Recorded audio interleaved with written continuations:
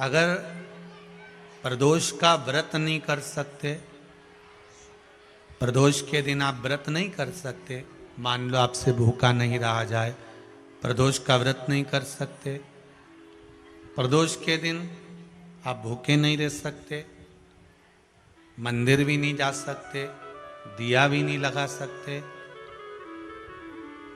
तो शिव महापुराण की कथा कहती है कि प्रदोष के दिन, प्रदोष काल में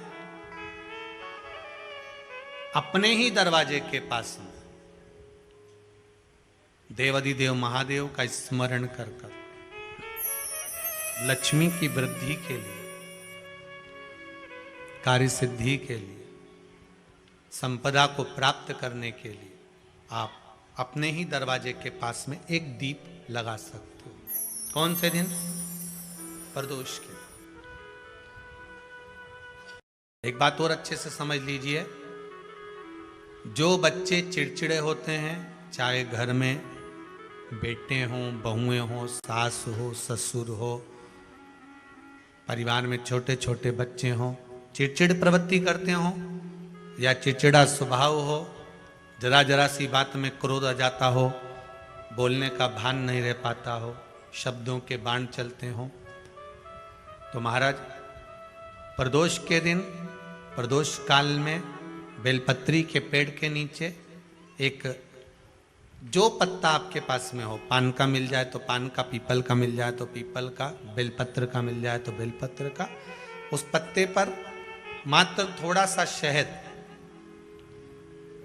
और 7 दाने चावल के रखकर घी का दिया लगा दो महाराज, और थोड़ा सा जल हाथ की अंजलि में लेकर भगवान देवाधिदेव महादेव का स्मरण कर कर कि इस बेलपत्री के वृक्ष के नीचे माता लक्ष्मी, पार्वती, सरस्वती विराजमान है, इसी बेलपत्री के पेड़ के नीचे मेरे देवाधिदेव महादेव का 12 ज्योतिर्लिंग का स्वरूप प्रकट है, उनका स्मरण कर कर जल चढ़ा दीजिए। और उसका स्मरण कर लो जो चिड़चिड़ प्रवृत्ति करता हो, क्रोध करता हो, जिसको बोलने का भान नहीं होता हो, सम्मान नहीं देता हो, अपशब्द कहते हो, उनका स्मरण कर कर आप छोड़ेंगे। एकदम एक प्रदोष करेंगे, दूसरे प्रदोष तक तो आपको कोई दिक्कत ही नहीं है। 2-3 प्रदोष कर कर देखिए, बाबा कृपा करें। बच्चों को पढ़ने का कह रहे हो, पढ़ने बैठो, पढ़ने बैठो, पढ़ने बैठो, पढ़ने बैठो, तो एक आध प्रयास बच्चों के लिए भी कर लिया करो कि भाई ठीक है। जैसे बैकुंठ चतुर्दशी वाला उपाय हमारे YouTube पर भी डला हुआ है, आप उसको निकाल कर सुनना, बैकुंठ चतुर्दशी के दिन प्रयास करना, बच्चे लोग विद्या में प्रबल होंगे।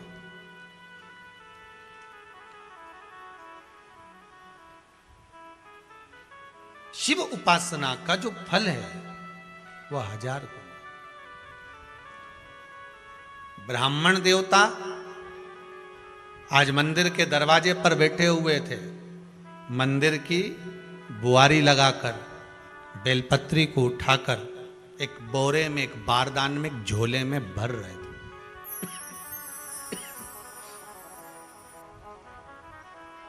एक बारदान में, एक बोरे में, एक झोले में भर रहे हैं। पहले भी कथा में कहा, आज फिर कहते हैं,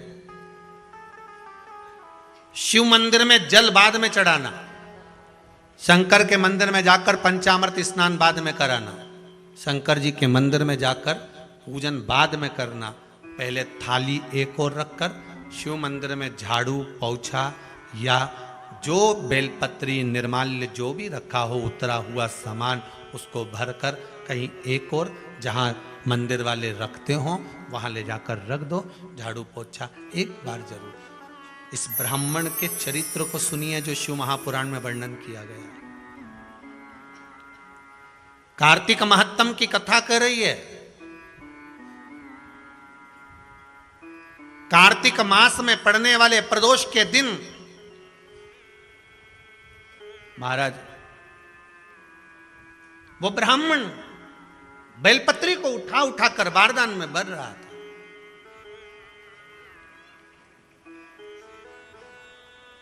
पूजन करने से पहले सबसे पहले सफाई का ध्यान रखो।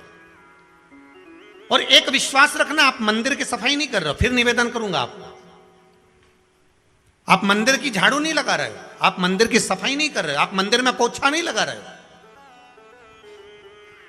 जितना हाथ आप मंदिर में फेर रहे हो सफाई के लिए, उतना आपके जीवन में जितना दुख है, जितनी तकलीफ है, जितना कष्ट है, जितनी बीमारी है, उस पर हाथ फेर रहे हो, मंदिर में नहीं फेर रहे हो। नहीं तो सारी दुनिया में जितने मंदिर हैं, सारे मंदिरों में ट्रस्टियों ने कुछ ना कुछ लगा के रखा है। स्वीपर आता है, साफ करके जाता है, ये आएगा सफाई कर जाएगा, पंडित जी होंगे तो बुआरी लगा देंगे, पंडित जी होंगे सफाई कर देंगे। उन्होंने तो पंडित जी को बोल के रखा है कि साफ कर दो, पंडित जी करते भी हैं, पर पहला फर्ज आपका है कि आप मंदिर में आए हो तो पहले आप सफाई करो। क्यों? क्योंकि हम उसका द्वार साफ रखें। आज के समय में तो एक नियम हो गया साहब कि मंदिर में जाते हो तो मंदिर के दरवाजे पर चप्पल उतार के जाते हो, नहीं तो शास्त्र रीति तो ये कहती है कि मंदिर में भगवान सामने बैठा है तो उसके सामने चप्पल भी नहीं उतरना चाहिए। तो कई लोग कहते हैं मंदिर के अंदर थोड़ी ना उतार, हम तो जीने से भी बाहर, एकदम गेट के बाहर वहां उतार, पर सामने तो है ना, सम्मुख में तो है। तुम्हारे यहां अगर 4 लोग दिवाली मिलने आते हैं ना, तो तुमने चप्पल रखने का भी स्टैंड बनाकर रखा है, साइड में उतारिए, दहली पर मत उतार देना, थोड़ा साइड में उतारो, सामने से सब आते जाते रहते हैं, सामने उतारो, सम्मुख में क्यों उतार रहे हो?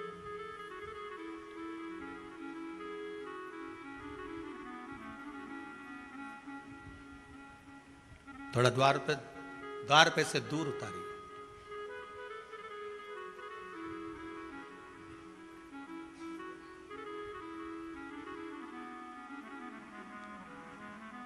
अभी तो कुबेरेश्वर धाम में काम चल रहा है, आप लोग जो दान दे रहे हो, आपके दिए हुए दान से निर्माण चल रहा है। अभी तो आप पहनकर जूता चप्पल भी अंदर आ जाते हो, भले दूसरे मंदिरों में चप्पल पहनकर हमने देखा है, आधिकाधिक मंदिरों में, ब्रजभूमि पर भी बहुत मंदिरों में लोग अंदर जूता पहनकर चले जाते हैं, पर जब तक बाबा नहीं बैठा तब तक तो आप पहनकर आ रहे हो। जिस दिन बाबा कुबेरेश्वर धाम में आकर बैठ गया, उसके बाद वो दोनों गेट पर चप्पल बाहर ही रहेगी। आओ आप, कंकर से शंकर जब शरीर से लगेगा तब सुख भोगोगे, आनंद भोगोगे, सुख की प्राप्ति। अपने द्वार पर भी कितना सुंदर लिखा है भविष्य पुराण के अंतर्गत, और विष्णु पुराण में भृगु बाबा का चरण का चिन्ह भगवान विष्णु की छाती पर रहा। भगवान विष्णु की छाती पर भृगु बाबा के चरण का चिन्ह रहा।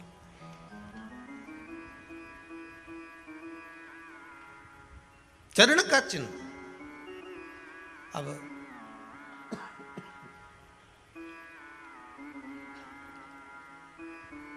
भविष्य पुराण में लिखा है कि अगर हम मंदिर के द्वार पर, घर के चौखट के एकदम सामने चप्पल उतार देते हैं, 7 बार दिन भर में से, कितनी बार? 7 बार विष्णु पुराण कहती है ऐसा कोई दिन नहीं होता जिस दिन दरवाजे पर 7 बार लक्ष्मी आकर खड़ी नहीं होती हो। कल एक कथा कही थी आपको कि प्रत्येक मनुष्य के भाग्य में सुख लिखा है, केवल मंथन करना। भविष्य पुराण कहती है 7 बार लक्ष्मी प्रत्येक मनुष्य के दरवाजे पर जाकर खड़ी होती है, पर द्वार पर चप्पल पड़ी होने के कारणवश वो लौट कर चली जाती है। बहुत ध्यान दीजिएगा महाराज, थोड़ा सा आपको बुरा लगेगा, लग जाए, पर शिव पुराण है, जीवन संवार देगी तो अच्छी बात है, जीवन संवार दे तो अच्छी बात है। मंदिर के द्वार पर हम जब चप्पल छोड़ते हैं, जिस मंदिर की चौखट पर चप्पल छोड़ी है, आप जितनी देर आराधना में लगे रहते हैं, उतनी देर तक आपकी चप्पल पर जितने लोग लांग कर जाते हैं, जितने लोग लांग कर प्रवेश करते हैं, उसका भी दुख आपके भाग्य में आता चले जाता है। ध्यान दीजिएगा जरा, चप्पल का भविष्य पुराण में पढ़िएगा कवि की पादुका का महत्व क्या है, पादुका किस ओर उतारना चाहिए, पादुका को कहाँ रखना चाहिए, किस जगह पर बुआरी झाड़ू को रखना चाहिए, किस जगह पर चलनी को रखना चाहिए, सुई उस सुई को जिस हाल में सब बैठते हैं उस हाल में क्यों रखा जाता है? सुई तो इतनी सी है, पर जिस हाल में सब बैठते हैं उस हाल में ना तो झाड़ू रखते हैं, उस हाल में ना चलनी रखते हैं। भैया क्यों नहीं रखते? कारण क्या है कि जिस हाल में सब बैठकर बात करें, आवक जावक की बात हो, व्यापार की बात हो, लक्ष्मी की बात हो, प्रेम स्नेह की बात हो, आपस में बैठकर सब चर्चा कर रहे हो, अगर वहां छलनी होगी, झाड़ू होगी तो बैठे बैठे बात करने में विवाद चालू हो जाएगा। 15-20 मिनट तुमने बहुत प्रेम की बात करी, अच्छे से बात करी, पति पत्नी बहुत प्रेम की बात कर रहे थे, मालूम पड़े बात करते करते से कब झगड़ा उत्पन्न हो जाए तो समझ में नहीं आया। हमारी बहू को क्या हो जाता है, बैठे बैठे बात करते करते झगड़ा कर देती है, जरा सी बात में झगड़ा चालू हो जाता है। कारण क्या है? जिस हाल में तुम बैठ रहे हो, जिस कमरे में तुम बैठ रहे हो, जिस हाल के अंदर सब बैठकर चर्चा करते, बात करते, चित्त करते, आपस में बैठकर सब लोग एक दूसरे के बातचीत करने बैठे हैं, आय व्यय देखने बैठे हैं, दुकान व्यापार की बात करने बैठे हैं, उस जगह पर भी झगड़े का क्रम कहां से आ गया? एक ना एक का मुंह क्यों फूल गया? कारण क्या था? कोई बात टेंशन क्यों आ रहा है? मतलब उस हाल में या तो चलनी रखी है या झाड़ू रखी है, भले तुमने सोफे के नीचे फंसा दियो, भले तुमने पीछे फंसा दियो, पर पड़ी जरूर है, रखी जरूर है, कहीं ना कहीं पड़ी होगी। क्यों कहते हैं कि जिस हाल में आप बैठ रहे हो, जहां पर आप संपदा की बात कर रहे हो, दौलत की बात कर रहे हो, व्यापार की बात कर रहे हो, व्यवसाय की बात कर रहे हो, उस हाल में अगर कहीं कैलेंडर टंगा हो, कोई सामान ऐसा रखा हो, कोई पर्दा ऐसा लगा हो, कोई चीज ऐसी लगी हो, तो उसमें एक सुई उसमें रख दीजिए। क्यों कहते हैं? हमारे यहां दूल्हा भी जाता है ना, तो उसका जो साफा बनता है या जूता उसको पहनाते हैं, उस तक में पिन टच करके भेज देते हैं। बोलो सही है कि गलत है? दूल्हा तोरण लगाने जा रहा है, दूल्हा तोरण देने जा रहा है, तो उसके जूते में भी पिन घुसेड़ कर भेजते हैं, पिन लगाकर भेजते हैं, उसके साफे में पिन लगाकर भेजते हैं। एक भले सुई नहीं लगाएंगे तो आलपिन लगाकर भेज देंगे। क्यों भेजते हैं? उसका कारण क्या? कि लक्ष्मी को लेने जा रहा है, संपदा लेने जा रहा है, और जिसको वो ब्याह करने जा रहा है उसका संबंध सुई और धागे के संबंध जैसा हमेशा सिला हुआ होना चाहिए, उधेड़ा ना जाए, कैंची जैसा कटा हुआ नहीं होना चाहिए। एक एक प्रमाण को जरा देखो तो। पर दुनिया के लोग कहते हैं साहब हमारे यहाँ तो सुख नहीं है, शांति नहीं। शांति तुमने भंग करी, कोई दूसरा भंग करा। चप्पल उतार दी दरवाजे पर, मंदिर के द्वार पर। हम तो यहाँ तक कहेंगे पशुपति व्रत करने जा रहे हो, पशुपति व्रत को धारण करने जा रहे हो, एक सोमवार मत पहनो चप्पल। जब मंदिर जा रहे हो तब दिन भर पहनो, मंदिर जाओ मत पहनो। कोई जरूरी है कि मंदिर पहनने चप्पल पहनना जरूरी है? मत पहनो। मंदिर के द्वार पर जहां भगवान विराजे हैं उसके द्वार पर अगर आपने चप्पल उतारी है, आप तो अंदर चले गए। पर जितने लोग लांग रहे हैं उसका मालूम, उसका स्मरण कितना कितना गया। छाता, चप्पल, आसन, मांग का टीका, इसका भी वर्णन पहले कर चुके हैं कथाओं में, आप लोगों ने सुना होगा। छाते का भी वर्णन किया। किसी का छाता बारिश में तुम लेकर आ गए, पानी गिरने लगा, जी जी तुम्हारा छाता देना, छाता तो लेकर आ गए, पर जितने दिन तुम्हारे घर में रखा हुआ है उतना दिन तक हिसाब लगा कर रखना कि 15 दिन रखा तो तैयारी रख लेना। 15 दिन में कितने घंटे हुए, कितने घंटे कितने पल, उतना आपको दुख भोगना पड़ेगा। दूसरे का छाता आया, इसलिए कोई प्राण छोड़ता है, मरता है, तो उसके पद में यही सब चीजें देना पड़ती। क्या क्या बोलते जाओ, छाता, चप्पल, आसन, माला, सब देना पड़ता है। बोलो देते कि नहीं देते? तो क्यों देना पड़ता है? छाता क्या काम का कि छाता देना पड़ेगा? क्या व्यक्ति 24 घंटे क्या धूप में रहता था कि पानी में रहता था जो छाता देना पड़ेगा? चप्पल क्यों देना पड़ेगा? किस लिए देना पड़ेगा? उसका शास्त्र प्रमाण।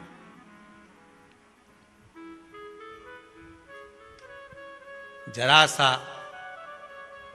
राजा परीक्षित ने जरासंध के मुकुट को सिर पे पहन लिया था और बुद्धि बदल गई थी। समीक बाबा के गले में मरा हुआ सर्प डाल दिया था। सही है कि गलत है? केवल मांग का टीका अर्थात सिर पर मुकुट बदला और काम हो गया। बहुत ध्यान देना पड़ता है महाराज, बहुत ध्यान देना पड़ता है।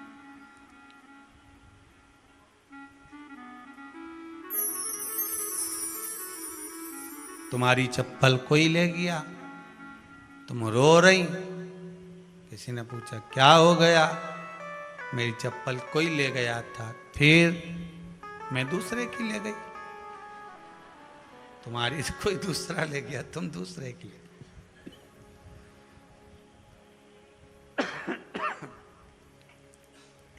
नहीं भाई,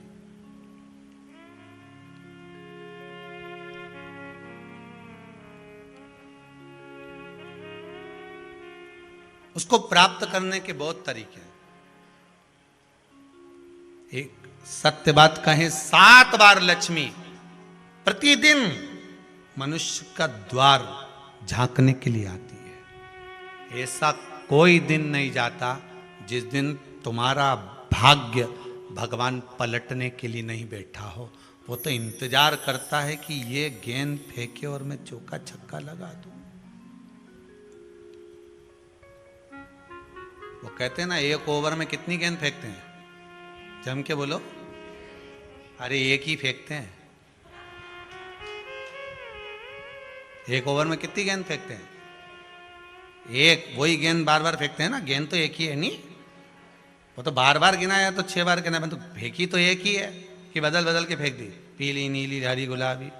नहीं, एक ही है।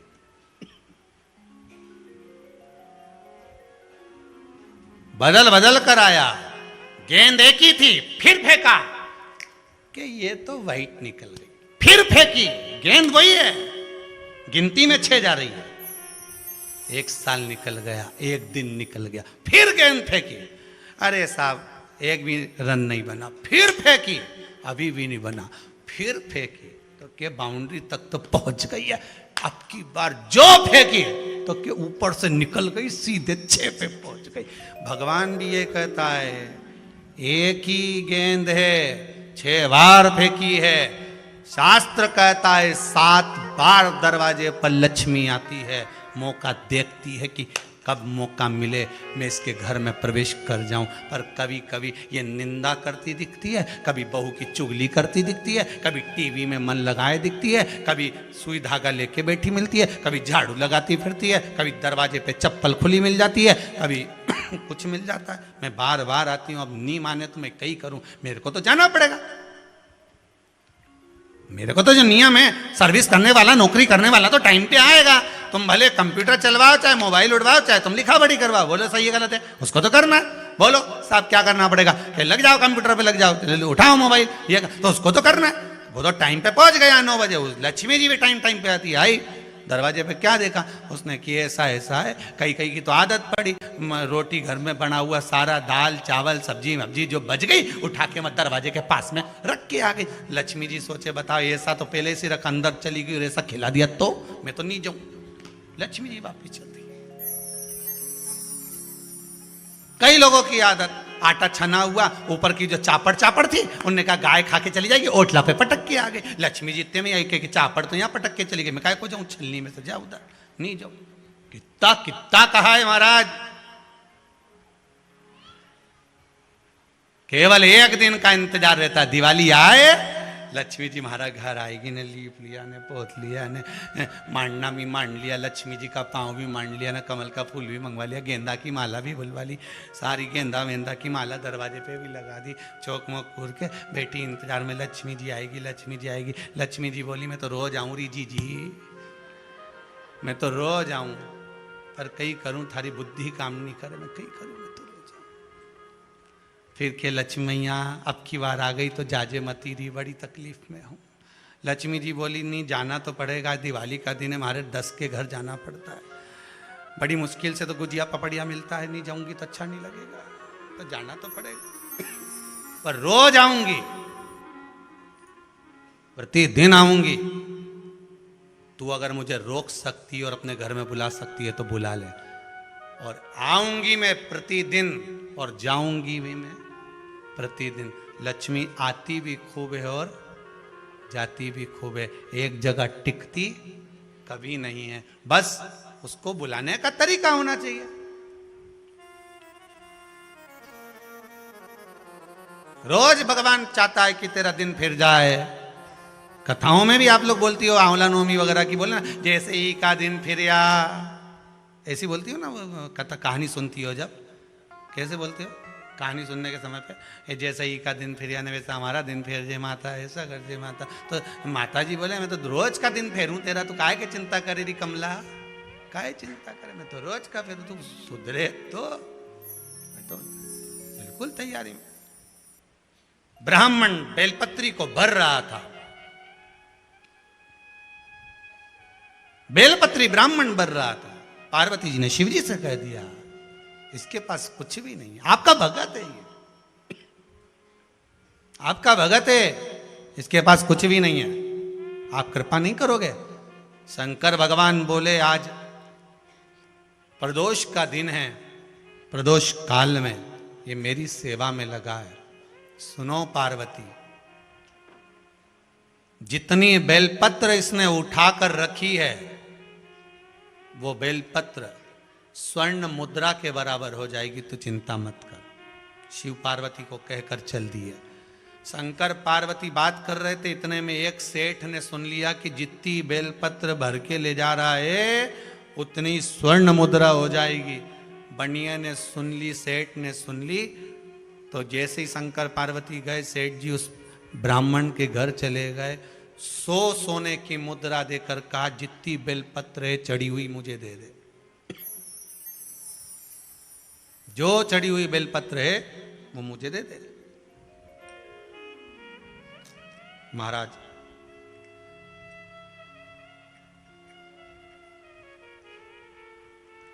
अब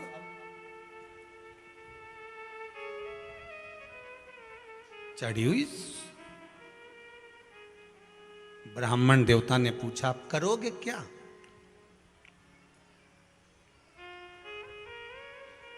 क्या करोगे इस चढ़ी हुई बेलपत्र का?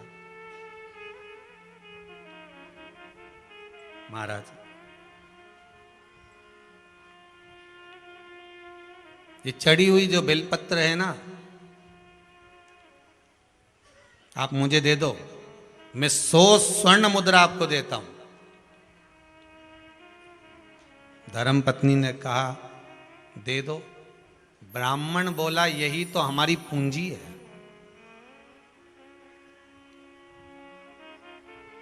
यही हमारी पूंजी है।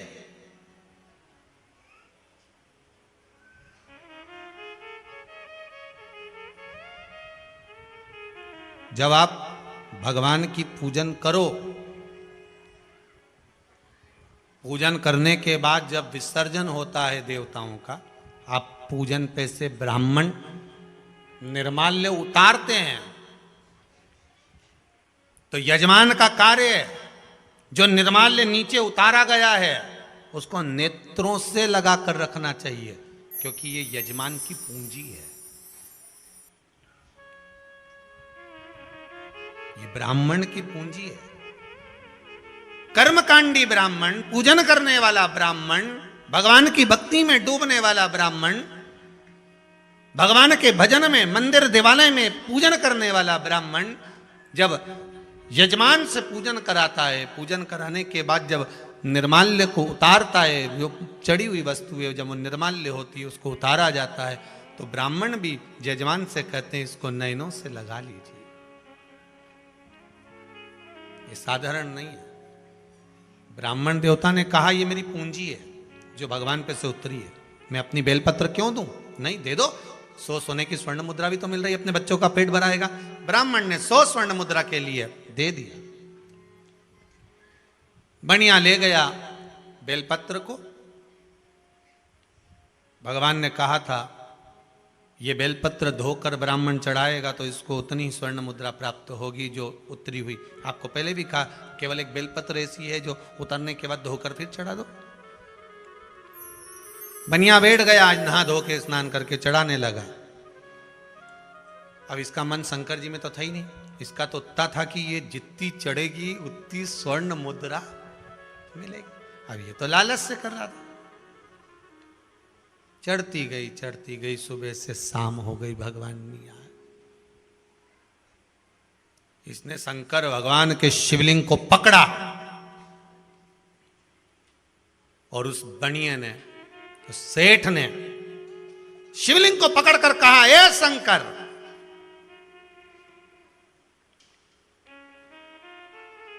मेरी 100 सोने की मुद्रा चली गई, तेरे चक्कर में आज मैं शिवलिंग को उठा लेता हूं। जैसे ही शिवलिंग को पकड़ा, ऐसा चिपक गया, हाथ ही नहीं निकला।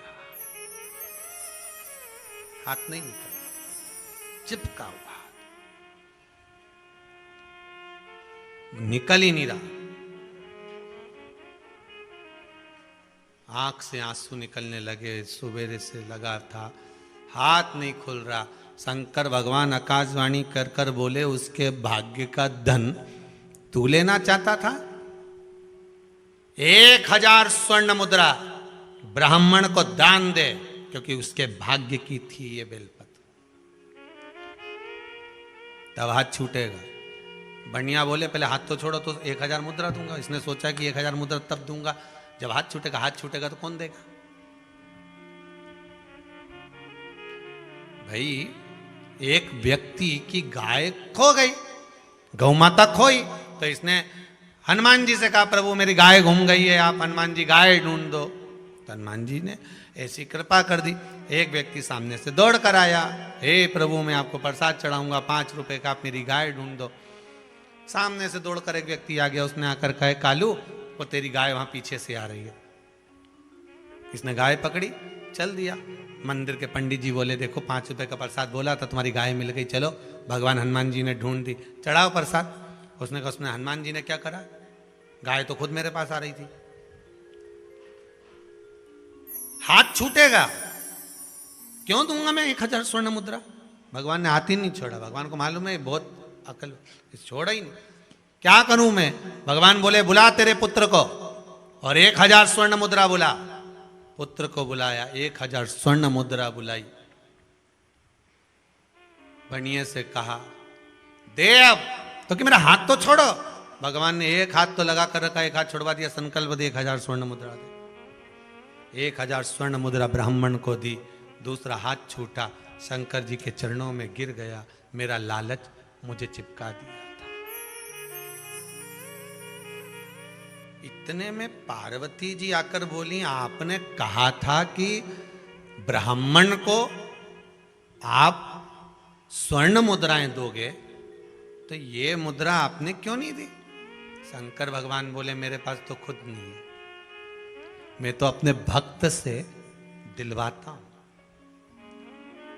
किससे दिलवाता हूं? अपने भक्त से। फिर निवेदन करूंगा, भगवान कभी तुम्हारे सामने आकर ना तो देगा ना तुमसे लेगा। भगवान कभी आकर नहीं बोलेगा कि जी मुझको रसगुल्ला खिला दे, कि रबड़ी खिला दे, कि मोहनथाल खिला दे, कि थोर खिला दे। भगवान कभी आकर नहीं बोलेगा कि मुझे 56 भोग लगा दे। भगवान कभी आकर नहीं बोलेगा।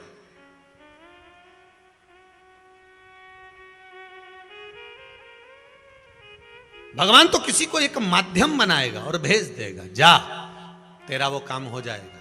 माध्यम बनाकर भेजा।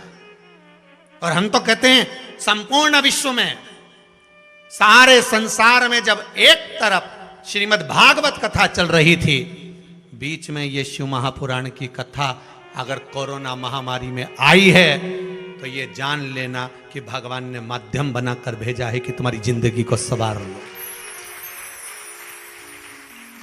ये शिव महापुराण की कथा अगर आज आई है, तो ये आपके जीवन को संवारने वाली है, आपके जीवन को सार्थक बनाने वाली है, सार्थकता प्रदान करने वाली।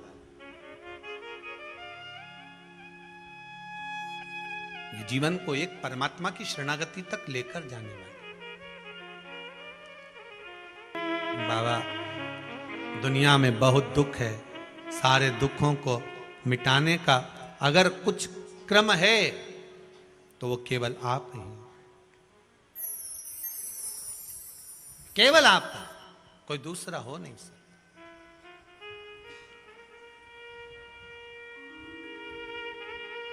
भगवान कभी सामने आकर नहीं देगा, भगवान कभी तुम्हारे सामने आकर लेगा भी नहीं। भगवान तो किसी को माध्यम बना देता। देव ऋषि नारद के अहंकार को तोड़ना था, तो देव ऋषि नारद से तप करवा लिया। इतना अहंकार देव ऋषि नारद में आ गया कि मैंने कामदेव को जीत लिया। तो शंकर जी के पास जाकर कहते हैं कि मैंने काम को जीता है जिसको आप नहीं जीत पाए। शिव जी ने अपने गले की रुद्राक्ष की माला दे दी।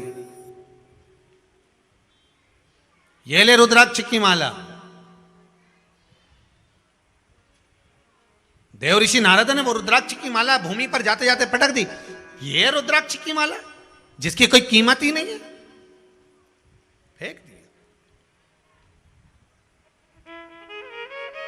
रुद्राक्ष का मोल क्या होता है,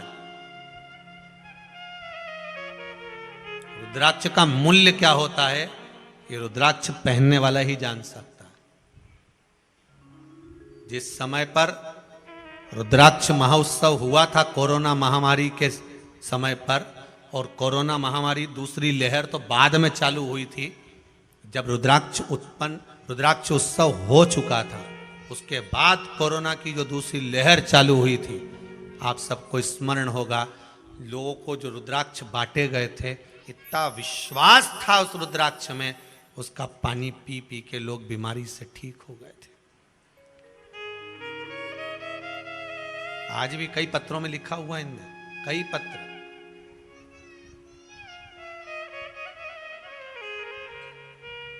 कई ठीक हो गए। क्या कीमत है उस रुद्राक्ष की, क्या शुल्क होगा रुद्राक्ष का। तुलसी की माला की कीमत क्या है, कोई मीराबाई से पूछ ले। मीराबाई हमारे कमी पड़ी, 9 लाख हार पड़े हैं, मीरा पहन ले, आभूषण पड़े हैं वो पहन। तुलसी की माला की कीमत क्या है। मीराबाई कहती है, सुनो राणा, रात को मरूंगी, आधी रात को सारा आभूषण उतार लिया जाएगा, केवल एक तुलसी की माला धागे में पड़ी रहेगी तो वो उतारी नहीं जाएगी। यम के दूत सोने के आभूषण नहीं देखते, यम के दूत रुद्राक्ष की माला और तुलसी की माला ही देखते हैं। उनको एक ही चीज नजर आती है, उसके सिवाय कुछ नहीं। सोने की माला पहनोगे फिर वही बात आ गई।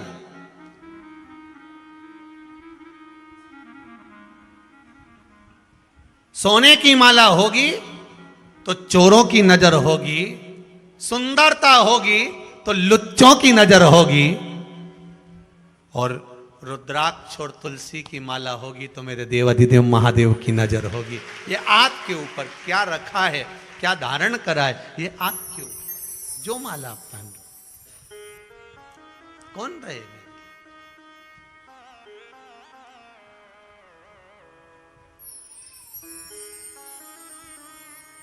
कीमत क्या है रुद्राक्ष की, कीमत क्या है तुलसी की, कीमत क्या है उसको जानो। तुलसी की संविधा, तुलसी की लकड़ी, तुलसी का दल, तुलसी की मंजरी, तुलसी की पत्ती, उसका महत्व क्या है समझ में आए तब जाने ना। सारे चंदनों में सर्वश्रेष्ठ चंदन होता है हरि चंदन, जो तुलसी की जड़ को घिसकर बनाया जाता है। तुलसी की जड़ को घिसकर बनाया जाता है, हरि चंदन भगवान को समर्पित होता है, सर्वश्रेष्ठ चंदन माना गया।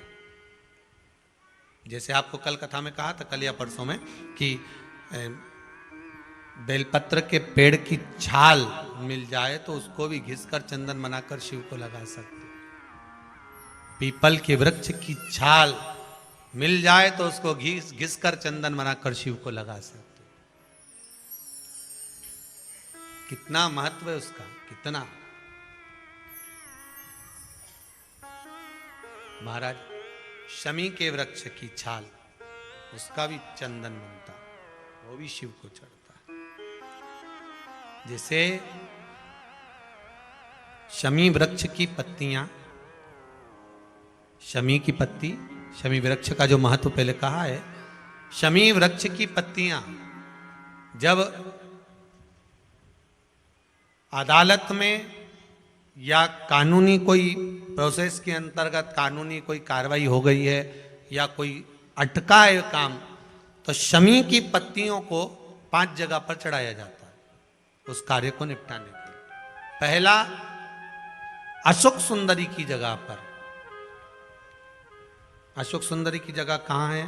आपको मालूम है, पहले भी बताया, जैसे ये शिवलिंग है, ये जलाधारी गोल, उसके सामने ये चरण, बीच में जो एक मोटी सी लाइन होती है वो अशोक सुंदरी की जगह है। तो अशोक सुंदरी की जगह पर शमी पत्र को चढ़ाया जाता है। अब शमी पत्र अशोक सुंदरी की जगह पर एक स्थान, दूसरा शिवलिंग के ऊपर, तीसरा जहां शिवलिंग रखा है, जहां शंकर का शिवलिंग रखा है उस कटी भाग पर शमी पत्र को चढ़ाया जाता है। चौथा, नंदी का जो चरण उभरा उठा हुआ दिखे वहां शमी पत्र चढ़ाया जाता है। पांचवा, शंकर भगवान के मंदिर के द्वार पर शमी पत्र चढ़ाया जाता है। केवल एक ही बार चढ़ाना चाहिए। जिस कामना से चढ़ा रहे हो, जो अदालत में कार्रवाई चल रही हो, या कोई प्रशासनिक परेशानी आ गई हो, या कोई काम अटका पड़ा हुआ है, तो उसके लिए चढ़ाया जाए। 5 स्थान है हमारा शमी पत्र को समर्पित करने।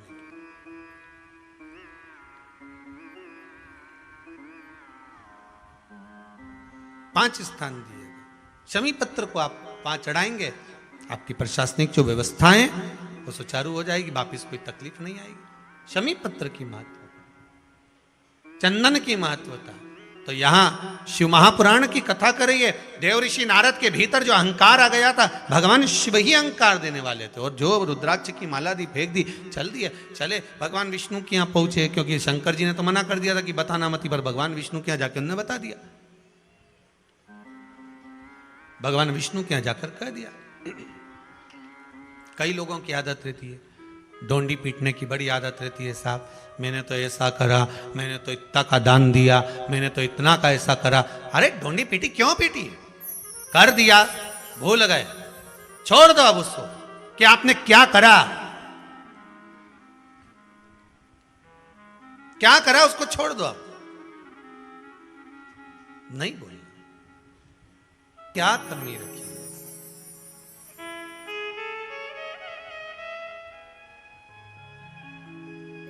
क्या कमी रखी, आदत रहती है। गौतम बुद्ध ने अपने शिष्य से कहा, मुझे पानी पीना लेकर आ, जल्दी जाओ, जल्दी जा, पानी लेकर, प्यास लग रही है, जल्दी जाओ, मेरा कंठ सूख रहा है, पानी लाओ। गौतम बुद्ध के शिष्य गए पानी लेने के लिए, वापस लौट कर आ गए, महाराज हम पानी नहीं लाए। क्यों?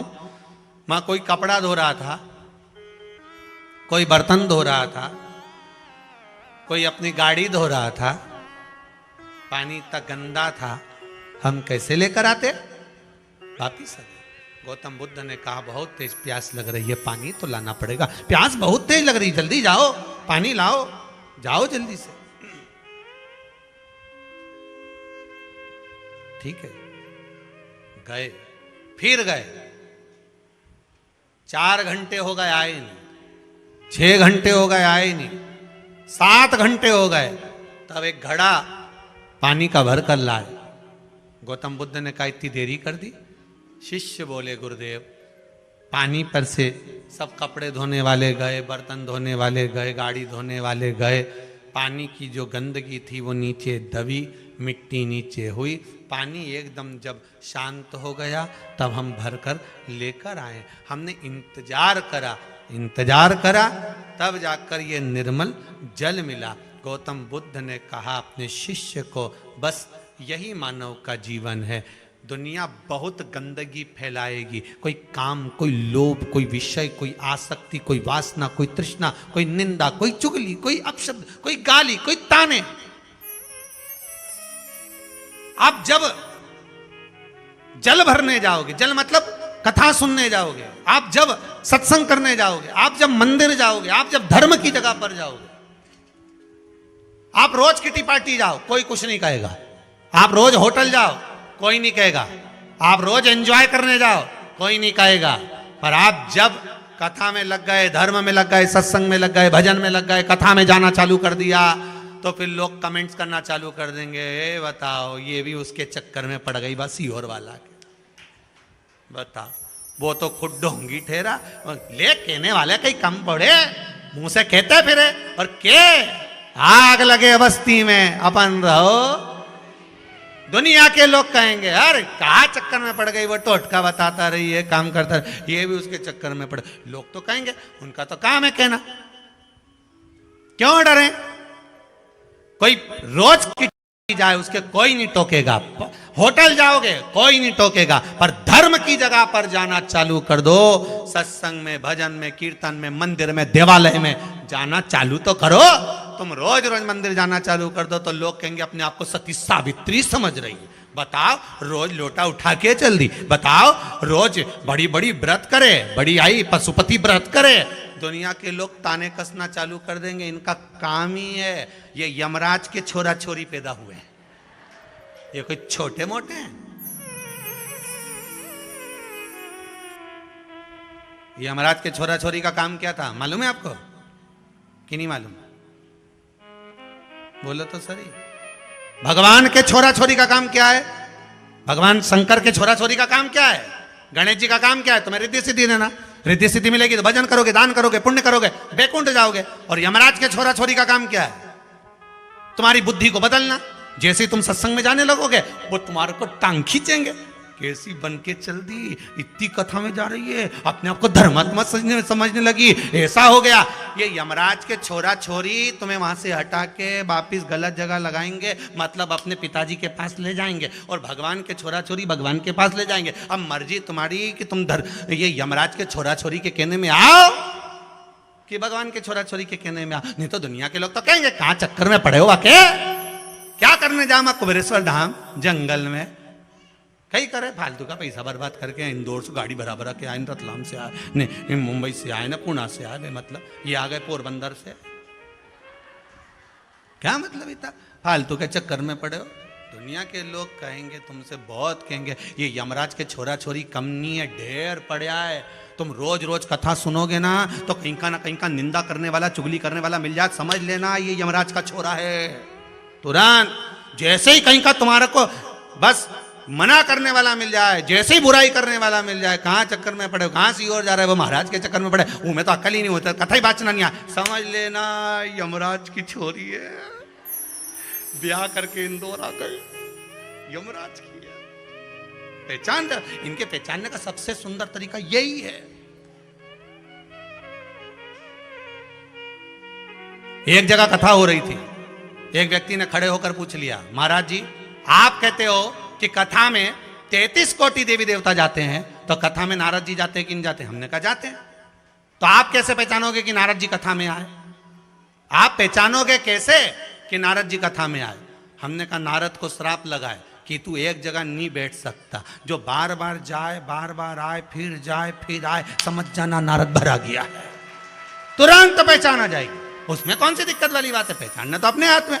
तो जो तुमको निंदा करता मिले, शंकर जी की निंदा करे, शिव महापुराण की निंदा करे, भगवान की निंदा करे, भजन की निंदा करे, धर्म की निंदा करे, हिंदू धर्म की निंदा करे, शास्त्रों की निंदा करे, जो तुम्हें निंदा करता मिल जाए, चाहे कोई विद्वान से विद्वान भी क्यों ना हो, समझ जाना यमराज की औलाद है, यमराज का छोरा है, यमराज की छोरी है। जो भगवान की निंदा करता दिखे, समझ जाना ये अपने पिताजी के पास ले जाए। हमें नहीं जाना, हमें भगवान के करीब में जाना, हमें भगवान के पास। कहां देव ऋषि नारद भटक गए, देव ऋषि नारद पहुंचे भगवान विष्णु के पास में। भगवान विष्णु ने कहा नारद जी तुमने शिव जी की निंदा कर दी, शंकर की निंदा, ये निंदा उत्तम नहीं है, ये निंदा श्रेष्ठ नहीं है। अगर भगवान की निंदा करी है देव ऋषि नारद तो तुम्हें बंदर का मुख लगेगा। देव ऋषि नारद को बानर का मुख लग गया, क्षमा मांगी, तब जाकर चंद्रभागा नदी के तट पर जाकर तब साधना करी, तब जाकर देव ऋषि नारद का जीवन सवरा और भगवान शंकर ने आकर वर प्रदान करा।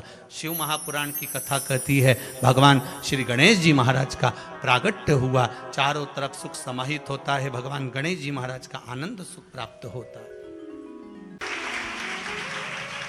इस पुनित पावन कुबेरेश्वर धाम की धरा, जहां आपकी भक्ति और विश्वास दोनों दृढ़ है,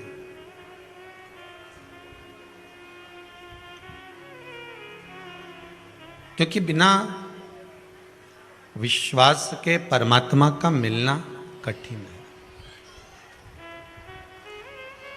रामचरितमानस में स्वयं तुलसीदास बाबा लिखते हैं कि शंकर विश्वास रूपिणो, मां जगत जननी पार्वती को श्रद्धा कहा गया और मेरे देव अधिदेव महादेव को विश्वास कहा गया। पार्वती मैया श्रद्धा है और शिव विश्वास है। श्रीमद् भागवत कथा में आपने श्रवण करा होगा कि भगवान कृष्ण ब्राह्मण देवता जब पत्र लेकर आए थे तो उस पत्र में ब्राह्मण देवता के उस पत्र को सुनकर भगवान कृष्ण कहते हैं कि ब्राह्मण देवता आप जाकर कह दो रुक्मणी जी से कि वो श्रृंगार करके जगदम्बा के मंदिर चली जाए, मैं उसको लेने के लिए उसके भवन पर पहुंच जाऊंगा। बस वो एक बार जगदम्बा के मंदिर पहुंचे, मां अंबा के मंदिर पहुंचे, मैं उसको लेने पहुंच जाऊंगा। अर्थात शिव महापुराण की कथा कहती है कि अंबा का मंदिर, जगदम्बा का मंदिर मतलब श्रद्धा का मंदिर। भगवान कृष्ण पार्वती जी को अंबा के मंदिर से मतलब रखकर या जगदम्बा के मंदिर से मतलब रखकर केवल यह कहना चाहते हैं कि तू श्रद्धा के मंदिर पर विश्वास लेकर अगर श्रद्धा तक पहुंची है तो फिर तो तेरा जो मनोकामना है, तेरी जो मनोरथ है वो पूर्ण होगा ही। फिर तुझे कौन रोक सकता है?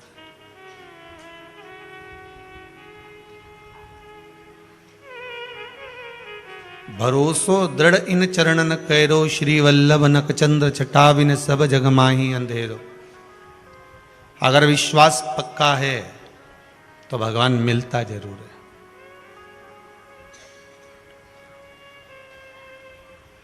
एक दृढ़ विश्वास के बल पर मिलता।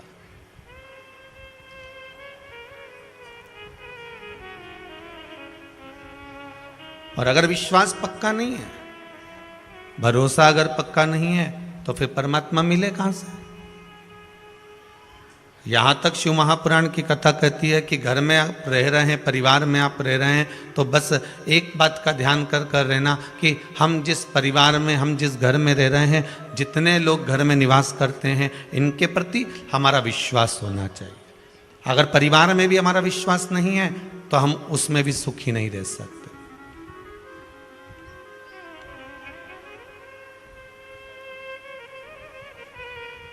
शिव विश्वास की ही मूर्ति है। ब्रह्मा जी को भगवान शंकर पर विश्वास नहीं हुआ था, इसलिए ब्रह्मदेव का सिर कटा था और कर्मनाशा नदी प्रकट हुई थी।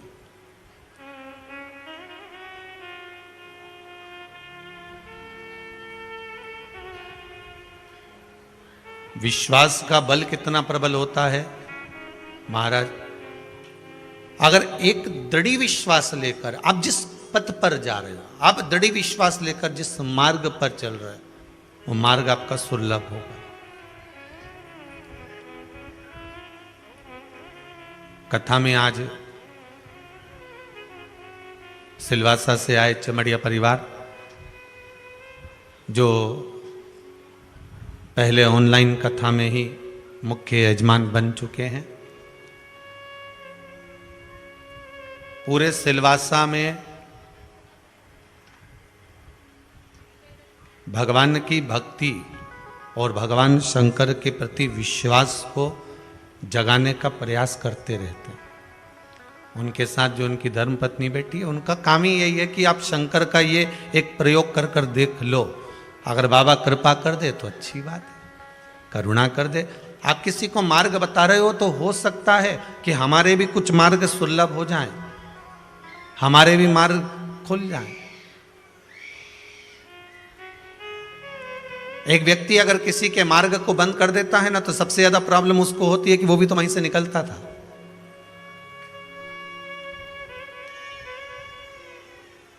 कोई कह दे कि मैं आपको यहां से नहीं निकलने दूंगा, तो सबसे ज्यादा तकलीफ उसी को होगी जिसने बंद करा है मार्ग, कि अब आप भी वहां से नहीं निकल पाओगे। आप किसी के लिए अगर मार्ग प्रशस्त कर रहे हो, आप किसी के लिए मार्ग खोल रहे हो, तो ये शिव महापुराण की कथा कहती है कि विश्वास रखकर अगर आपने मार्ग खोला है तो उसका फल आपको मिलना ही है। आप किसी को सतमार्ग बता रहे हो तो उसका कुछ ना कुछ पुण्य आपके खाते में आना ही है। आप शंकर का भजन किसी रूप में कर रहे हो तो उसका पुण्य आपके खाते में आना ही है।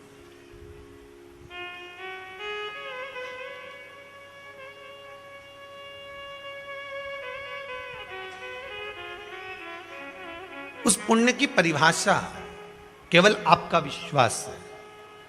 आज एक बुजुर्ग माता, जब सुबह 10 बजे आपसे हम मिल रहे थे, उसके पहले एक बुजुर्ग माता से हम मिले। जब उसको लेकर आए थे तो ऐसे गोदी में उठाकर लेकर आए थे, शायद कहीं बैठी होंगी। तो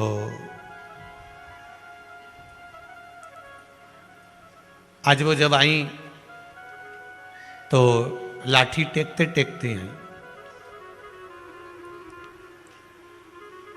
जिनके हाथ पैर में कुछ तकलीफ थी। तो पूछा कि आप पहले आई थी जब गोदी में आपको लेकर आए थे और आज बाबा ने कृपा कर दी। कहे बाबा को यही तो धन्यवाद देने आई हूँ कि 3 महीने पहले आई थी तो मुझे गोदी में लाए थे और आज आई हूँ तो पैदल चलकर आ रही हूँ। यही कृपा है। कहीं बैठी होंगी तो सुन रही होंगी। कहाँ है? अच्छा, यही बैठी हुई है।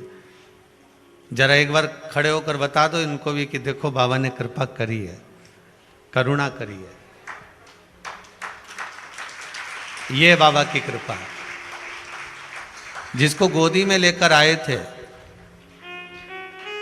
और आज वो लाठी टेक कर कमरे तक आ जाती हैं, तो यही शिव की कृपा है हमारा। उसकी कृपा बिना कुछ नहीं होता।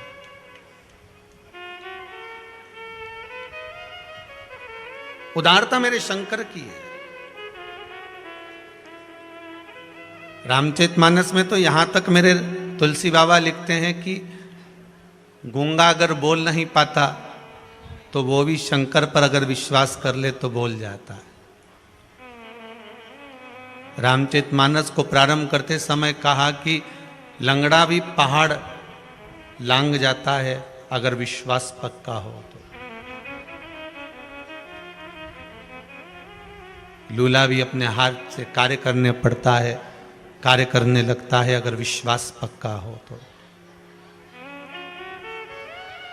कितना विश्वास लेकर आए हो। जितने लोग इस कुबेरेश्वर धाम में आए हैं या जितने लोग आस्था टीवी पर कथा सुन रहे हैं या बच्चे फेसबुक यूट्यूब पर, मेरी बेटियां, मेरे युवान भाई, बच्चे आदिकादिक जो इस पावन कथा को श्रवण कर रहे हैं, एक विश्वास लेकर ही तो सुन रहे हैं कि बाबा आज नहीं सुना तो कल सुनेगा, कल नहीं सुना तो परसों सुनेगा।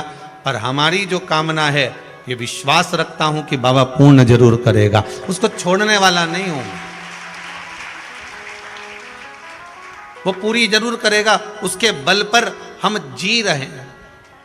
भरोसो दृढ़ इन चरणन करो, श्री वल्लभ नक चंद्र छटा बिन सब जग माही अंधेरो। आपकी दृढ़ता, आपका विश्वास प्रबल हो। एक ब्राह्मण का पावन चरित्र बड़ा सुंदर आता है महाराज, बड़ा सुंदर चरित्र। एक ब्राह्मण जो गांव में निवास करता है और ब्राह्मण देवता जिस गांव में रह रहे थे एक मंदिर था जिस मंदिर में शंकर जी का शिवलिंग था और मंदिर में शंकर जी के शिवलिंग का पूजन करना, अर्चना करना, निवेदन करना, वही कार्य उनका था। बस वही कार्य, इसके सिवाय कुछ नहीं। एक बात आपको कह दें अच्छे से, आप लोग सुबह 9 बजे से 8 बजे से जगह संभाल कर बैठे हो कथा सुनने के लिए कि बाबा हमारी विनती स्वीकार करेगा। और वही वाली बात आ गई कि सामने भगवान आ गया और उसके बाद आप इधर उधर ध्यान दोगे तो भगवान की भक्ति कैसे प्राप्त करोगे। इतनी देर तक फिर बैठने का मतलब क्या हुआ। आपका विश्वास अगर पक्का है और आप आए हो कि कुबेरेश्वर धाम में गए हैं, शिव महापुराण रूपी शंकर को प्राप्त कर कर हम जिस कामना से आए हैं हमारी वो कामना पूरी होगी, तो अपन उस कथा में मन लगा। दुनिया करेगी हरकत, वो तो चाहती है कि कैसे भी आप जो मांगने आए हो वो आपको ना मिले, पर आपकी चित्त, आपकी वृत्ति, आपकी मौनता और आपका भजन इतना दृढ़ होना चाहिए कि कौन निकल कर गया, क्या कर गया, अपने को कोई फर्क नहीं पड़े। कितनी कितनी दूर से आप लोग आए हो विश्वास लेकर, कितने घंटे से बैठे हुए हो इंतजार करते करते, और परमात्मा की भक्ति का मिलने का समय हुआ और आप अगर शोर करें या फिर प्राप्त ना कर पाए तो हमको भी लगेगा इतनी दूर से आए और आपकी कामना पूरी नहीं हुई। शंकर रूपी शब्दों को ग्रहण करिए। ब्राह्मण देव शंकर भगवान के शिवलिंग का पूजन करते हैं, अर्चना करते हैं।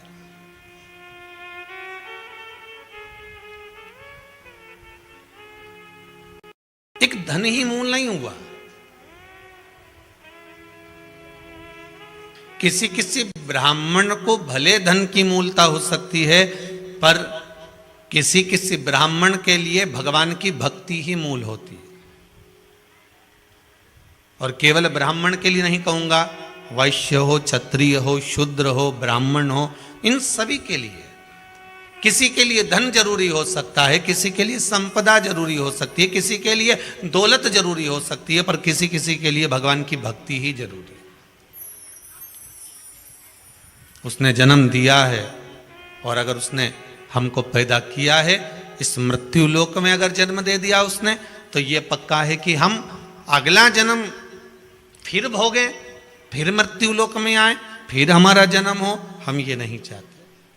जगत गुरु शंकराचार्य जी का चरित्र कहता है, पुनरपि जननम पुनरपि मरणम, के इस प्रपंच से हमको छूट जाना।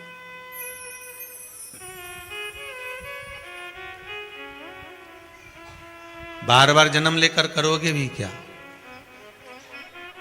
और आपका मन हो तो भले जन्म ले लेना हो।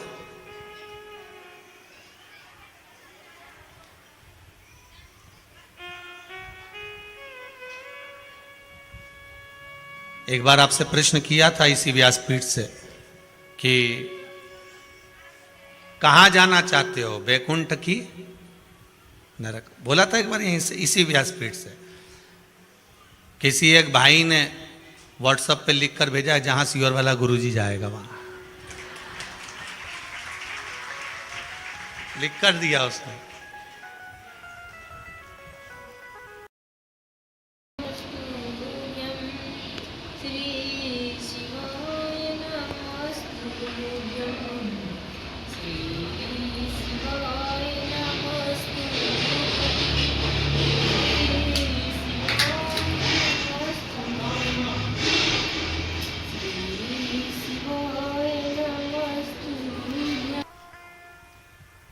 और वो मैसेज जो है ना, वो महाराष्ट्र का है।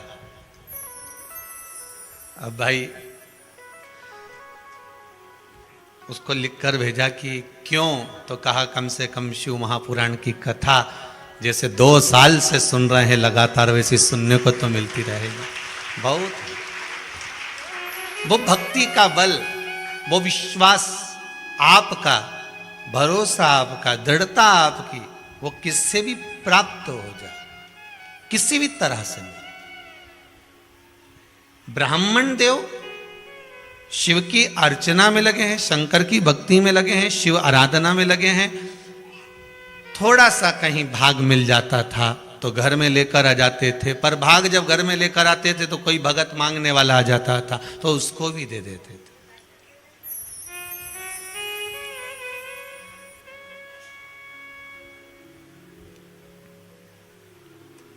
दान अगर ब्राह्मण ले रहा है तो दान देने की प्रेरणा भी ब्राह्मण दे रहा है। आप सबको मालूम होगा, पहले के समय पर जितने साधु सन्यासी तपस्वी साधक उपासक संत महात्मा पीठाधीश मठाधीश जितने भी आते थे, ये किसी दूसरे के घर में जाकर भोजन ग्रहण नहीं करते थे, ये ब्राह्मण के घर में ही जाकर अन्न भाग ग्रहण करते थे। और इसका प्रमाण अगर कोई कहे कि ये कहाँ लिखा हुआ है, इसका प्रमाण क्या है, तो आप श्रीमद् भागवत को उठाकर देख लीजिए, अजामिल की कथा। श्रीमद् भागवत में अगर कोई कहे कि ये प्रमाण कहाँ लिखा है कि पहले संत महात्मा साधु सन्यासी तपस्वी साधक उपासक मठाधीश पीठाधीश संत महात्मा जितने भी गुरुजन होते थे ये कहीं भोजन नहीं करते थे, ये कहीं अपने जल का पान नहीं करते थे, अगर करते थे तो केवल ब्राह्मण के घर पर करते थे। तो इसका प्रमाण कहाँ लिखा हुआ है? कोई कहे तो श्रीमद् भागवत में अजामिल की कथा देख लीजिए। अजामिल एक वेश्या की ओर आसक्त हो जाता है और वेश्या की ओर आसक्त होकर वेश्या से विवाह कर लेता है। ब्राह्मण होकर उसने वेश्या से विवाह कर लिया।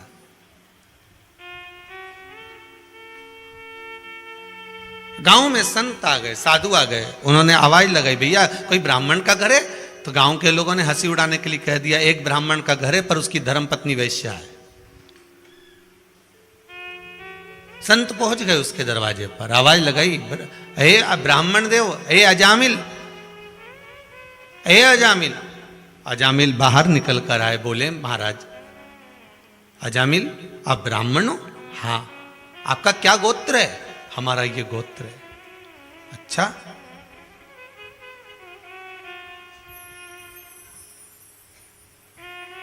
आप इस गोत्र के हो? हाँ।